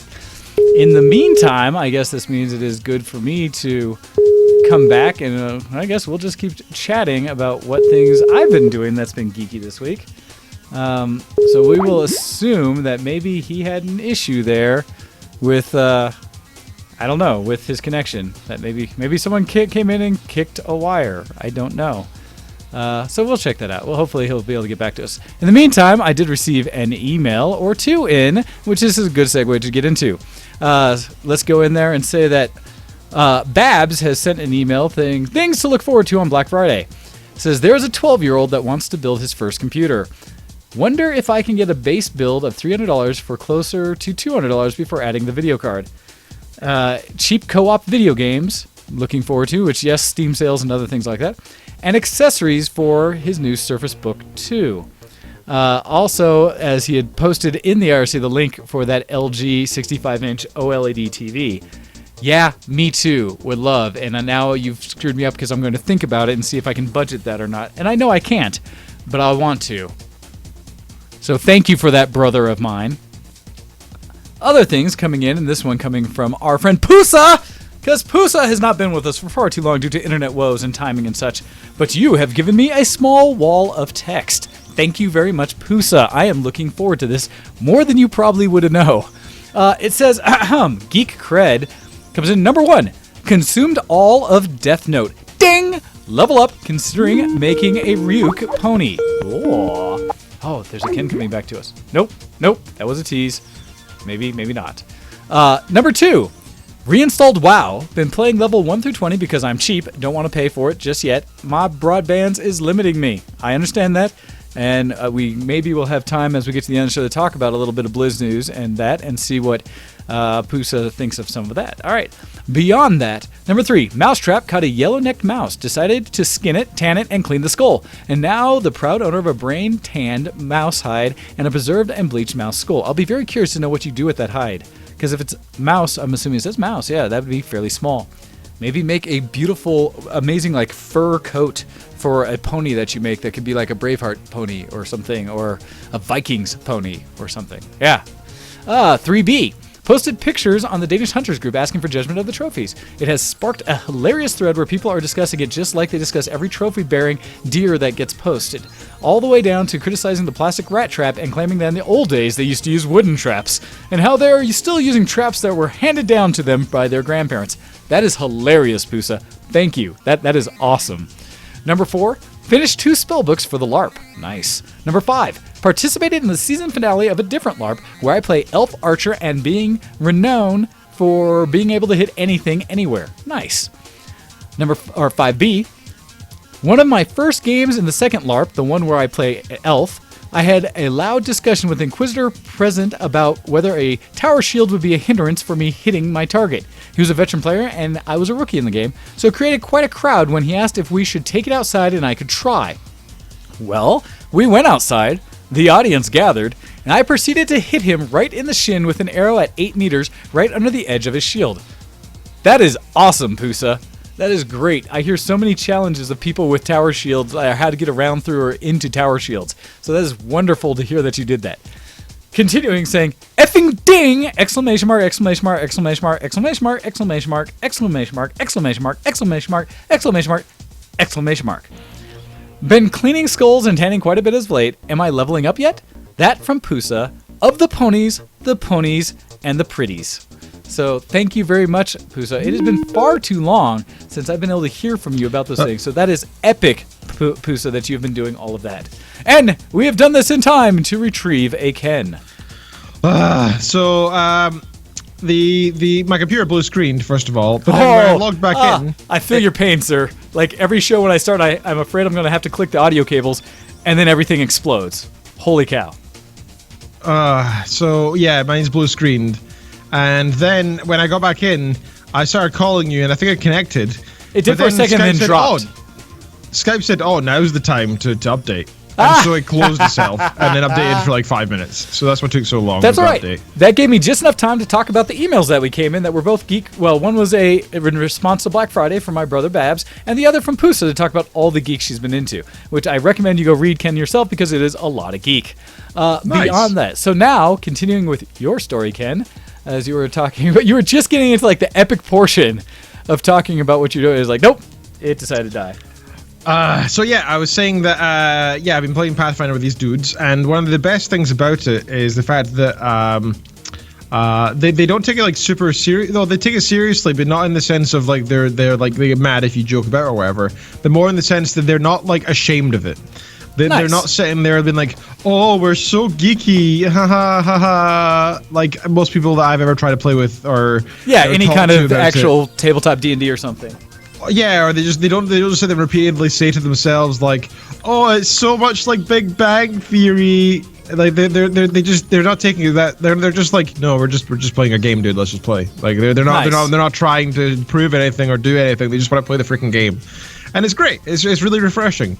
So I'm really enjoying that about hanging with these guys. They're actually just doing what the game is meant to be there for, which is play the goddamn game without feeling any social pressure from nobody nearby you. You know? Gotcha. Yeah. No. Like, that's if awesome. you want to try something, just try. You know.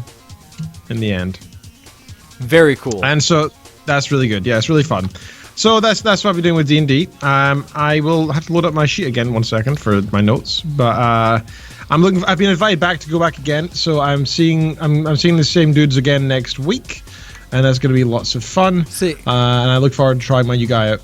Next on your list is a YouTube series or a Netflix series. Yes. So we've been. We just finished today, in fact, just a few hours ago. Me and Ken Features finally caught up with Stranger Things. This is good because just last week, was the last week or week before, I had got Zenko Akko and had my R2 all watch more Stranger Things, and we basically powered through season 2. Finished them up on season 1, and we finished all of season 2, and we started watching the behind the scenes that they have on Netflix as well. Beyond Stranger Things, right? Yes. So I have been good about not spoiling anything so far on the show, but please continue. Yes, I will not be spoiling anything. Do not worry. I just wanted to say that out of the whole season, there was one episode that I did not enjoy, and I was really concerned when it came on because I was halfway through it, and I was like, this just feels wrong. This is not a good episode. What's going on? They're trying way too hard here. I am not enjoying it. Ken felt the same. We're both really worried that the show was going to take a bad turn. But as it turns out, it was just one episode. It was so weird. I've never seen that in a TV show before, where it's like consistently hitting like 9 out of 10 at least, like consistently. Then suddenly hits a 6, and then it goes back to 9s. I'm like, which episode was it? Because I can imagine. Was it like 7? I don't know the names, but it was. Let's just say spiders. I think that's the way of saying it without saying it. Okay, I'll have to think about it, but yeah. Okay, how about this? Mohawk. Yeah. Okay, so it was 7. It's the one-off scene with Elle, where off on. Yeah, when she just disappeared for a while. Yep. So that's funny because that's actually consistently one I've heard from others about, where it was kind of a, I don't know how I feel about this episode, essentially, or what happened here. Well, we looked it up, and the ratings for the whole series is really high, apart from that one episode, which is pretty mediocre, as I just said. Like, that's how I felt about it as well. Like, I agree with what everybody else is saying. And that's strange. I've never seen that in a TV show before. I've never seen a TV show say, like, oh yeah, it's all good apart from one episode. What? Well, it's just weird. So it's funny to me because I can understand because of that feeling of that episode is so different from others. but I still think it applies and puts in some necessary content for finishing the series. Because then when you finish up with 8, 9, things that were taught or brought about in 7, it make it more impactful, or the ability to get to that next transition point of how things happen towards the end. And so while it feels like it's such an off-put thing, it's a way to enhance a specific character and to provide some reasoning that it could do, what could happen could. And so in a way it was a necessary episode. Better. Oh, I will not disagree with that. Because but it also is just, it feels so separate from everything else we've done throughout both seasons of Stranger Things that it kind of makes sense that why it's so off-putting to people. But at the same time, it makes me wonder that in a further season or additional things, will some of those characters or aspects come back from that episode and try in another way? Don't know yet, but it's kind of interesting and allow them to play with some other ideas of things. Yeah, I suppose. But personally, I hope in the next season that they don't do anything like that again, and that everything that happened in that episode just isn't even carried on. I'm hoping that they just effectively gloss over it and pretend it didn't happen. And I think what they're going to do is they're going to look at the ratings and say, looks like nobody enjoyed that episode. Let's never do that stuff ever again. I imagine that's what's going to happen. They could easily let this one drop, right? Just drop on the floor and not worry about it. So that is very possible, but it'll be interesting. It'll be interesting to see what they end up doing. Absolutely. So yeah, no, I know what you're talking about, and so, but as a whole, what were your thoughts beyond that? Beyond that episode? Beyond that, I would say it wasn't as strong as the first season. However, absolutely still worthwhile watching. Still thoroughly enjoyed it. And yeah, it's still a good show. I still recommend it to everybody. It's still probably my favorite show in the past few years. Okay. The style was great. The content was great. Characters are great. There were some things I could probably have an issue with that I could probably talk a little bit about maybe in a few months' time. But for now, all I'll say is this. If you haven't seen it, it's worth watching. And I might watch it again myself, actually, in the next few months, because it was just that good. Nice. So I definitely enjoyed the heck out of it. I thought it was a fun series, and as a whole, it's just like, yep, I liked it. It continued that. What I like about it, especially, is that it's not, I would say, specifically horror, but it has elements that are not nice. Things happen that are not good, and I like that. I like how they do that. So there's I agree. There's one character that it's actually kind of a tearjerker at times in some ways. So there's one character who, in the last 2 episodes,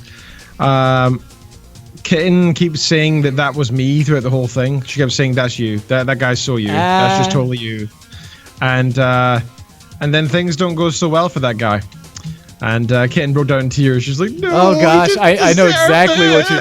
I know exactly what you're talking about.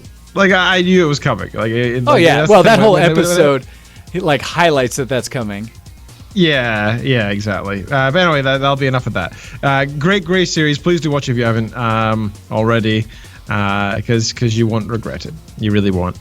The last thing I want to talk about was that I've been playing on and off some World of Warcraft, which has been fun. I've gotten my Paladin up to level 110. So that's me now. I've got 3 level 110s on Moonguard US.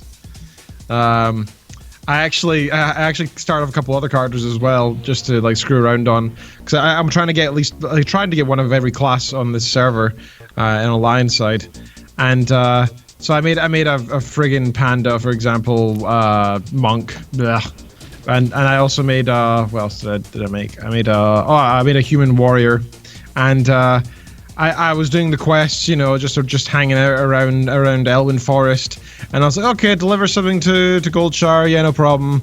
Went there, I was like, why are there so many people here? Ran inside, and I was like, oh yeah, I'm in frickin' Moonguard. And, the tavern's full of like furries, and people start whispering me, and I'm just like, Jesus. And it's just, you get off the beaten safe track, and you find yourself somewhere you weren't. Oh, taking a wrong turn anyway. Yeah, absolutely. Ugh.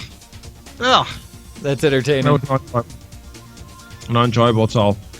But I've been having a bit of fun with it. I'm not taking it too seriously. I'm not really doing much with it. I'm really just basically, I'm just killing some time in it occasionally, nothing more. I can't even play it at home, so I've only got it on this PC, so I tend to only play it like when I'm sitting chatting to other people in the room or whatever, and I wouldn't get any work done anyway. So like maybe like half an hour a week or something. Like Interesting. I Gotcha. log in, check my mail or something, and that's about it. Pretty dull. So other than that, no, that's everything. Okay, so sir, what have you been up to in terms of your geekery? My geek this week? Well, let's see. What have I been doing that's actually been geeky this week? So, I continue, and I'm thinking I'm going to try to make a trend this year to 3D print most of the gifts that I give out this year for like Christmas and such. Just Nice. Recently, what I had is for the birthday that I helped celebrate yesterday for Halveric, I provided him, I just asked, so what are your favorite games right now? And he said one of them being Mass Effect. So I printed for him over like a day's time a little model of the Normandy. I think officially was it the Normandy 1 or 2, That's cool. but from Mass Effect, the main ship that you fly in it. And he was quite happy to receive that.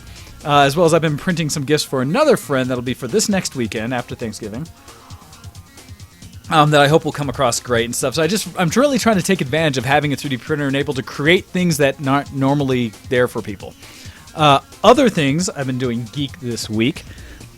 I have a new little toy that some people may have remembered or seen something like from their past.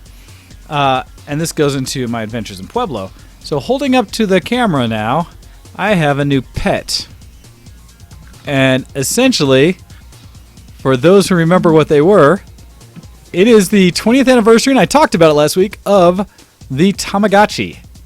The little digital pet that you could get Wow. from Japan that you basically is there to go until you can feed it, clean up after it and stuff until it dies. Hoping to get it to live a long life and to progress and mature. And in my case, it went from a little egg and a protoplasm looking thing to what looks somewhat like a duck right now. And a lot of people, it's funny because this Tamagotchi is something, again, 20 years old, that I originally got my first one when I was in the military and first going through school in basically 1997. So 20 years ago, right when it came out. And people have talked to me, a lot of my friends, about the Tamagotchi they had owned at different stages in life and what they remember of them. And a lot of them had told me things like, no, I remember I had to put in the name for my Tamagotchi and that I could play it for a while and then I'd pause it before going to bed and this and that. And I was like, what? Naming Yeah, you it? didn't pause it. What? No. Pausing it? Well, apparently there have been various versions of the Tamagotchi over the years where they added additional features, and especially to a point where there were games where you could play like look left, look right towards like little 50-50 chance games and try to level up your Tamagotchi. There were ways to share your Tamagotchi with others, like a little wireless thing to kind of have two of them interact and such. That all went through because I think the last models of Tamagotchi officially kind of last developed ones were all the way out to like 2007 or 9 or something like that. And they actually came up with more like Tamagotchi characters than they did just the regular Tamagotchi. And so it was All right. one that, yeah, it's interesting because I was always like, I don't know what you're talking about. My Tamagotchi never had any of those things. Pausing, I don't know what that is. Well, so as this one came out, my friends who were saying that they remember some of those features, because a group of us got them, and they're limited edition. They were sold out almost anywhere. I haven't seen them in stores myself. A friend down in Pueblo ended up picking them up. In fact, Kuro's girlfriend grabbed them for us because she saw them in their little Target down there or such. But we all started ours and started playing, and both Hayden and Zenko were like, wait, all I can do is feed it and clean up after it, essentially? Like, yep, that's it. That's what I remember. And I hopefully can start on a good schedule because I can set the time and I can turn off the lights when it goes to bed, which apparently makes it sleep longer. And so it is right to the one I remembered where mine ended up dying on me originally because my schedule changed right after I'd gotten it. And I went to working nights instead of days, and all of a sudden I was always asleep when it was up and active, and it would crap all over the place. And I never cleaned up, and eventually it died like a week later because of that, and I never ran it again. The other thing about the new ones, they're about $15 if you can find them. They're about 15 to 20% smaller than the original. So people have seen them, it's like, that looks smaller than I remember. They are. They're physically smaller. But so I now have a little digital pet, and we'll see how long I can keep it alive this time. Hopefully longer than a week. It's currently like a day old, or 2 days old, I think. Yeah. 2 days old. So we'll see. But in that, I did a Pueblo trip where Thursday I went down to rescue them. I had trained, and then drove all the way down to Pueblo, which is about a 2-hour drive. Hung out with Kuro and his girlfriend and had a wonderful time hanging with them. And then absconded afterwards with the rescued Tamagotchi and brought them back to distribute to both Hyde and Zenko. I probably shouldn't have come back that morning. It was not a good drive. I was very tired, but I made it and didn't hit anything, so this was good. How long was the drive? About 2 hours. And so the problem is, Okay, by the that's not time too by the time I got home coming back from the drive, it was about 4 a.m, and I had been up for nearly 24 hours. So when you say early in the morning, you mean really early in the morning, okay? Yeah, Okay. so that was probably not the smartest thing I could have done. Anyhow, so that was my other little geek thing, is I now have a digital pet to go along with other pets. Quick update, cats are doing somewhat better. They're no longer both in prison. I Glad had to them hear separated. They're now in the weight room together, but they're still not sociable yet. And so we will get there. Other things I've been doing. I've been doing photo edits. I've been doing some photography. I'd mentioned before I got to do a cosplay shoot with Hyde for her Nier cosplay of 2B, and I've actually done some actual edits to it, not just making it look cleaner, but I've taken a few where I'm trying to make them look like artwork that we had found and sourced the photos after to try to make them look like the photos look like the artwork. So I've been trying to do some photoshopping and really get some things in there, layers and everything, and drawing my own stuff. So with that, I have things to add to the photo contest. And I just need to now get back to the photo contest now that they're there and upload them. So I have at least 3 or 4 things I plan on adding. So I will participate, and thank you all out there who have been joining in with us, because we appreciate it. Otherwise, I have an Ark server running if people are interested in. I have not played it other than the one day I got it started and running, but I do have a server running that's running Ark, which was Something Evolved, the dinosaur survival involved, yep. Yeah, that game is running. And so if people do want details, let me know, and I'll ask the guys who are playing whether or not they want others in there, since they're all running kind of PvE, although I set the server up as a PvP. But they're all in the same tribe, so it's okay. And finally, for my geek cred side of things, my phone died completely.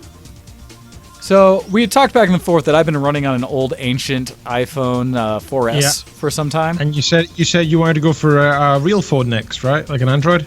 No. God, no. Those are such a pain in the ass. So it's funny because for every time people try to convince me to go to Android, they'll be like, look, and their Androids crash on them and start doing things. I was like, that is no better than anything I've had. And they've run slow and they're starting all these things. Like, that requires so much daily maintenance to keep running smooth. I'm not ready for that. However, I will tell you at the same time, I had pre-ordered the iPhone 10, X, whatever people are calling it. And I got it mostly because they had a plan that I could sign up for the Apple Care as well that basically gives me 2 years of warranty if anything happens, as well as some other things, and the potential to upgrade every 2 years to a new one for the same price point, essentially, or kind of prep it for that. So as prep for that, we'll see. It also reduces my upfront cost because it's all a no-interest loan, essentially. And so I was like, okay, I can actually get a new phone, a top-end one, for what would essentially be an extra $50 a month from what I'm currently doing. The challenge I ran into is that, I've been surviving off this 4S for a while, waiting for the X to come out. Well, it's dead. I've been surviving, and then it died. What happened is, I don't know if it's an update or something, but essentially power-wise, it went off again, and as I kicked it back on, it keeps going to the boot screen, and that's it. And it starts to do the boot screen and then just drops off. And so it never quite boots anymore now. And so I'm stuck where it's just not going. Now the challenge is this happened, I want to say almost a day or two after I got an email from Apple, or a text actually, saying that my new iPhone is shipping. Now granted, that shipping is not shipping from the US yet, it's shipping from basically the overseas, probably the China factory. But it gave me a date that it should arrive, which is still like a week away. And so I'm stuck where I now no longer have even my backup phone, and I'm waiting at least a week for the new phone to show up.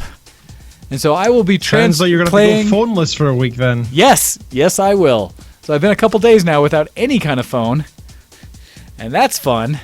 And so it's amazing how many little things you tie into that kind of immediate interaction with people. One of them being just coordination of, hey, I'm here, or hey, now that I'm here, how do I find you? Because we're in a bigger venue. And so I am having to pre-coordinate everything I'm going to do with people from my computer via like Facebook Messenger and Facebook prior to actually going out and doing it. And then once I'm there, it's like, well, either I'm here or I'm not, and you find me or you don't, but I'm not communicating past me arriving. And so that's been interesting, and we'll see how this next week goes. But yeah, so I'm back in time for a bit here for the next week. So I think that's healthy to try that sort of thing once in a while. it's healthy Like, maybe to for- realize you're capable, but man, is it a pain in the butt. It is a pain in the butt. Like for me, I like other than intentionally doing it, I've almost never left the room. Sorry, I've never left my house without my phone. Oh God, for no. years. Yep, Like same thing. almost never. But the other day I decided I'm just going to the shop. I'm just going to try it, and I'll tell Lexi so she knows I'm not going just in case and stuff. But I'm actually going to try it, and I did it. So everything was fine, right? It was. Yeah, you make it fine. But it was just. For me, it's more the when you're actually there and you like, we're going to show up at this location, but after that, coordinating as things change, right? It's the I can get the Yeah. one thing in there, but now if there's a shift or something doesn't like go as there's planned, traffic. I'll be there in 10 minutes, or yeah, my puppy got sick. I can't make it anymore, or whatever. yeah. So with all those things, there's the level of it hurts not being able to communicate on the fly anymore. This sucks. But Yeah. so far I've been surviving. But man, has that been a moment of me just having to realize and having to plan a little further ahead. So that's happening. But hopefully the new phone will come. It'll be great. And I will say, when I went and checked out the 8 and was kind of saying, I could just buy an 8 today, I realized there was not enough of a difference from my 6 that I was like, who cares? The X does give me some difference, and I will admit, yes, it's about $400 more than the equivalent version of an Android-type device. And so we'll see how I live with it and if I enjoy it or not, but this may also put me towards the trend of, nope, no more Apple after this. We'll see. I'm much more open to the concept, but we'll see how this experience goes. The other thing about it is with 3D think that's printing is, fair. before it arrives, I plan on printing a case already so that it's there to put in the moment I get hold of it, since I haven't seen any like of the nice OtterBox and whatever cases, because everyone I know with their new phones seems to have dropped them recently, these big phones, and they've cracked like a corner of the glass and such, and I'm just like, I don't want that to be me. My all my old phones, eventually if they died or something, they all were in perfect external shape. It was internally something failed, and so I want to maintain that trend and don't want to be that guy. So I'm already like planning in carbon fiber filament to print a case for the iPhone 10. We'll see. Anyhow, so that's pretty much what I've been doing geek. As we transition over here and get into a little bit of, Technology, news, and more today on the Geekoscope. and we look at things that are geek related or news related and stuff like that. One of the ones I was waiting on specifically for Ken for you to get back is there were a lot of announcements that came out of BlizzCon that happened Absolutely. basically a couple weeks ago. And the only one I care about, which is the one you're typing in now, is the discussion of World of Warcraft Classic. It is the only news that came out that even mattered to me in any little way, because I don't care about new expansions or anything like that, because they can be adding ponies to World of Warcraft and I would not care. But they did announce that they are finally going to be doing what fans have been asking for far too long, which is they're going to release the classic version of WoW, what was released at launch, etc. Before, essentially everything up to the first expansion. So up to Burning Crusade, before Burning Crusade, and they're going to have servers, we don't know how many details about it, about or with running the content of Classic Warcraft. Now I say this because the initial announcement, I will say there seems to have been a lot of excitement for this, because we know there's a lot of people who've been playing on servers that are not licensed that are running Classic and seem to be enjoying it. And so there's some drive. There's at least enough that they finally looked and said, okay, we'll do that for you. Now the challenge is there's no details. Because with an announcement that it's going to happen, we don't know if it's going to be any change in subscription or cost. Can you get it by itself as a standalone thing for a lesser price than you would with the whole subscription to WoW? Is there anything you can do for transfers or other kind of maintenance in the servers? Is it going to be single servers? Are they going to add some possibilities of like cross-realm things, even though it's vanilla? What are they going to do? LFG or whatever else. all those things. Or Or is there- balancing? Are Fire Mage is still going to be ridiculously overpowered? Or Ret Paladins still going to be useless? Which are theoretically? Are the undead race still going to be really weak to Paladins like they were in the original Classic? Because way back in the day in World of Warcraft, undead were literally classed as undead creatures, meaning Yes. Paladins or any priest who used a holy ability of them got like massive damage bonuses. And because we all quit after the Will of the Forsaken nerf, where we could actually do things against it, we now felt like there's nothing to do. Because I played Forsaken, I played a undead rogue back in the day. Now it'll be interesting though, because they're also talking about things like level 40 before you can get a mount costing like 1,000 gold or something like that. All those classic elements people forget. So it's going to be very curious to see how they implement it. At the same time, I'm also curious because much how Pusa was saying earlier that you're playing for free 1 to 20, will they let that happen on Classic? I doubt it. Because if they did, you could actually play for more than a day or two. Well, so if we look at 2007, the RuneScape version of the 2007 version, also known as 2007scape, as they call it, they are going through. They've been through a very similar thing, right? So the RuneScape 3 came out. A lot of people disliked it, and there's lots of complaints. And so Jagex, the company, decided to release the RuneScape 2 again, RuneScape 2007. For paying members. So paying members could go back and play RuneScape 2 again. However, they're actually still developing for it. They actually are still releasing new quests, new content, balancing stuff, but they do it via community polls. So they say to the community, we're thinking of doing this, what do you guys think? And then people vote on it. So they only ever implement stuff if they get like a large majority. And it's interesting. It's a really unique way of doing it. But for example, when they brought back RuneScape 2, one of the things that they had to think about was, well, before we turned to RuneScape 3, we implemented a bunch of new skills and stuff. Is that technically 2 or 3? Because that was part way. So what do? That's the kind of same thing with World of Warcraft patches, right? Which are they going to do? I think they need to put down a community vote for all of these things. They need to just, over the coming months, as they're about to come out, ask the community again and again, ask the paying members, hey, people who are actually interested, what do you want? We'll do it. Just to let us know. Just let us know. Do you want an individual server? Do you want servers? Do you want PvP servers? RP servers? Do you want just one server that has it all? Do you want to have the LFG system put back into it? Do you want to have etc. Right? All the stuff that honestly is going to be a big coding challenge for them if they decide to bring in some modern features. Because for example, like say somebody says, "Oh, we want the same graphics as we have now, but in the old game." That's huge. Yes. That's a new game entirely almost. Because, for example, the water textures in Classic look like crap. Like there's a single tile repeated, and you can see the texture like so bad. It's so bad over every single piece of water. It's terrible. We are totally spoiled now, and it actually looks like real water now. And I think people are going to forget that there's a lot of stuff that's pretty crap about Classic. There's quite a lot of stuff there that you don't like. For example. Having to go to trainers for your classes, right? You had to go back to your trainer to get a level to get your unlocks and things. I love that. Or the fact that it takes you forever to get your mount, but a freaking paladin just gets it for free just because it's a spell.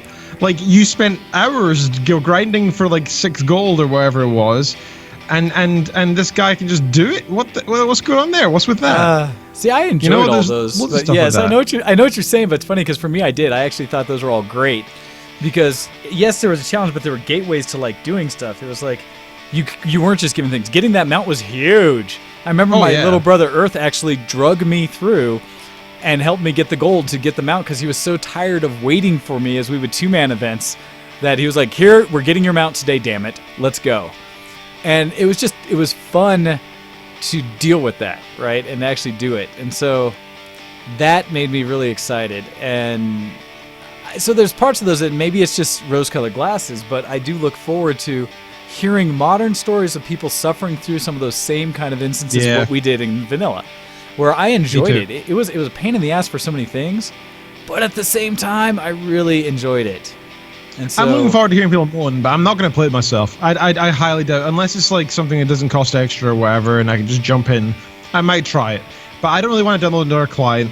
I don't really want to have to even put any effort into it. Like, if I can hop on and try it, fine. Otherwise, I don't really care. I actually still really enjoy the game as it is. Because the thing with RuneScape 3, for example, back to that similarity, RuneScape 3 was full of microtransactions. Yeah. All of a sudden, you couldn't play the game without putting money into it. There was free loot boxes every day. Crap like that, right? Like, you had to spin the wheel every time you hopped on, and it was just icky, right? Like, we left the game. We didn't like RuneScape 3 for that reason.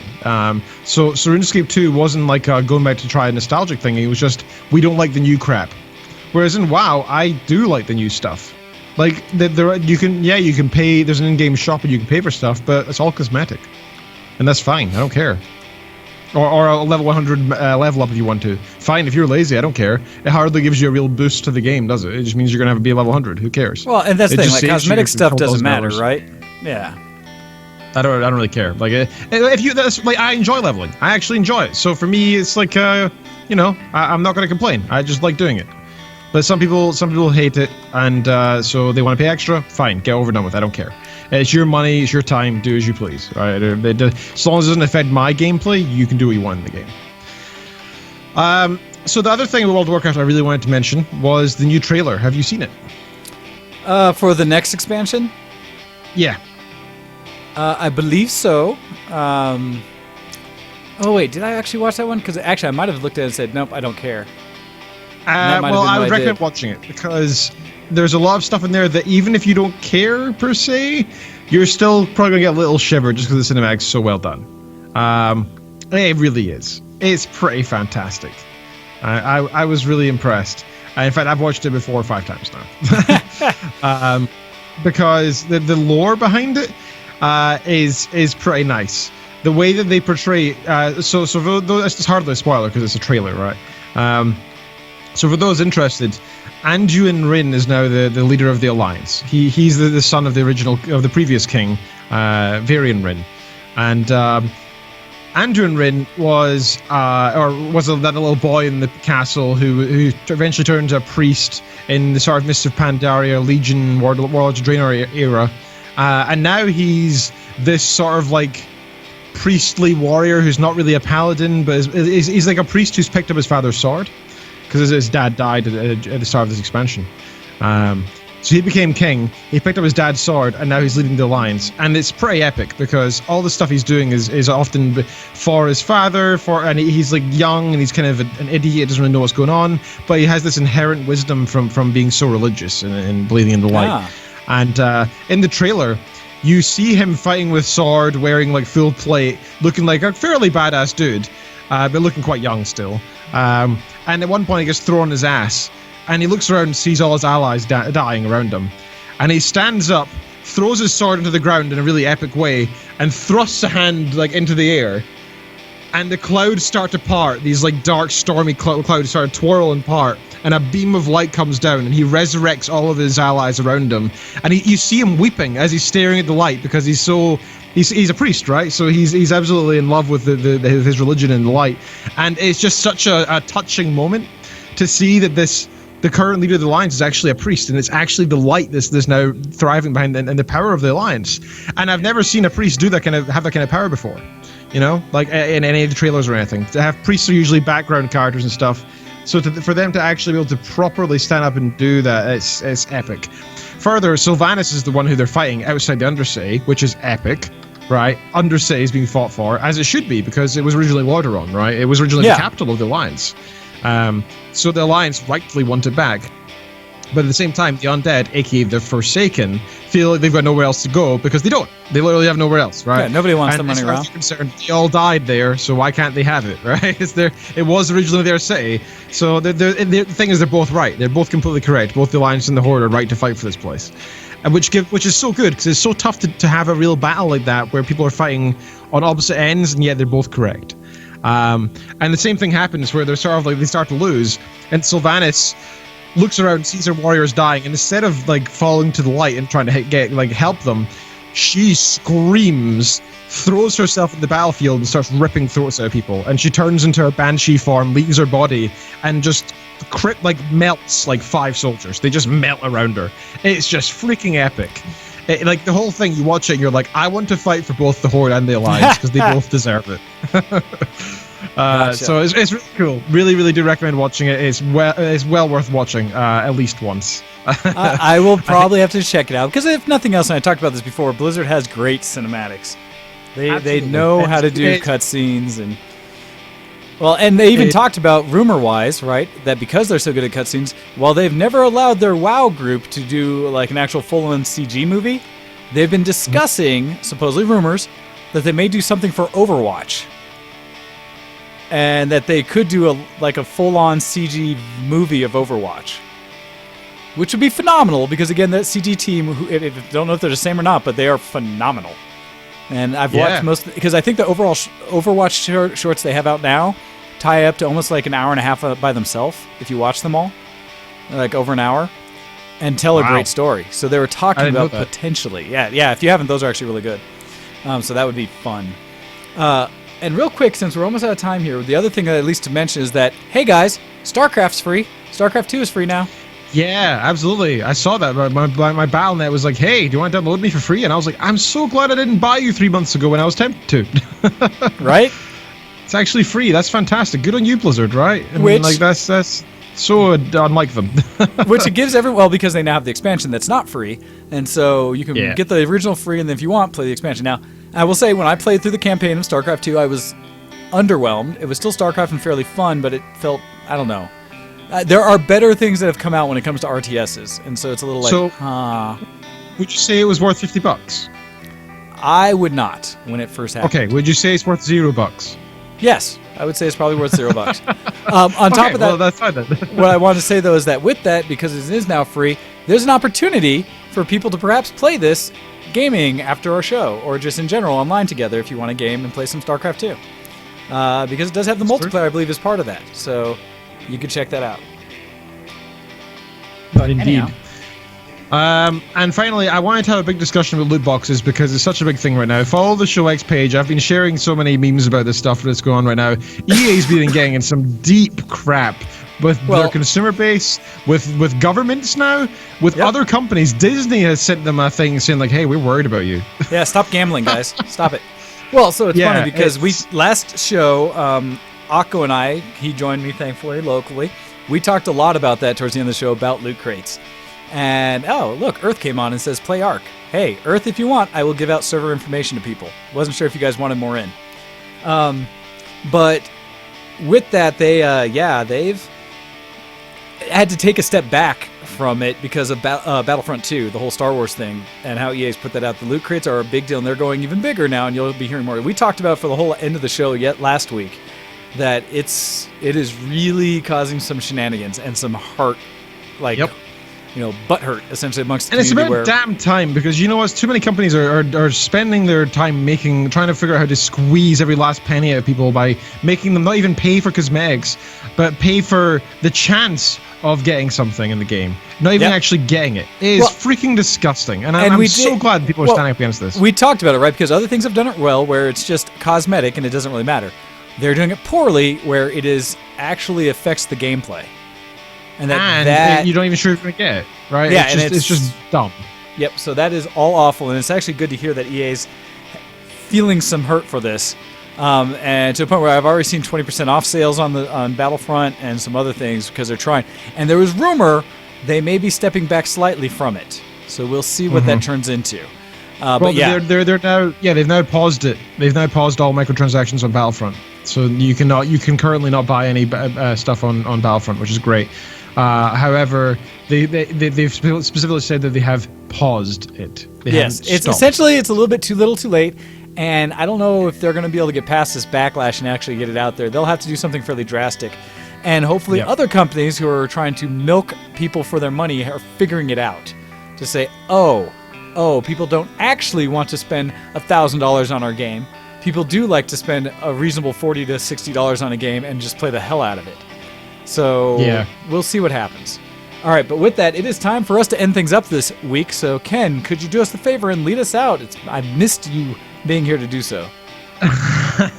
Absolutely. You've been listening to ShowX on VTWProductions.com. You can check us out in so many different ways and support us as well. First of all, you can send emails to showx@VTWProductions.com. We always appreciate those. It's nice to know that we have a little bit back and forth, not just us talking to you, but you can talk to us too. Check us out on patreon.com/showx.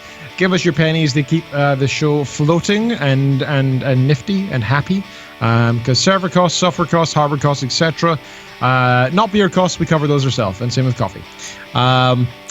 You can also check us out on twitter.com/VTWShowX for the show itself, twitter.com/DocDead for Mr. Wayne here, and twitter.com/GoHex for myself. Follow us on Facebook. Go to facebook.com and search for ShowX. That's good too. And the art contest, go take part. I think we still got another week left or something like that. Yeah, I think if we want, we could basically close it out next week with after Thanksgiving and stuff like that.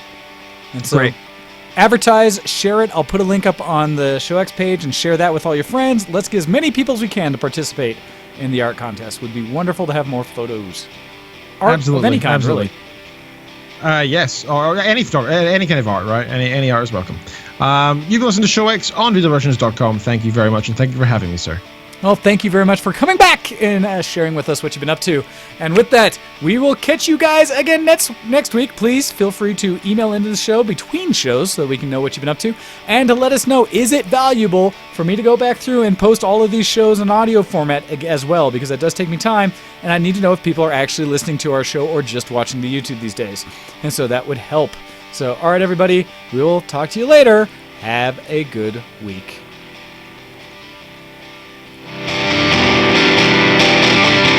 Goodbye.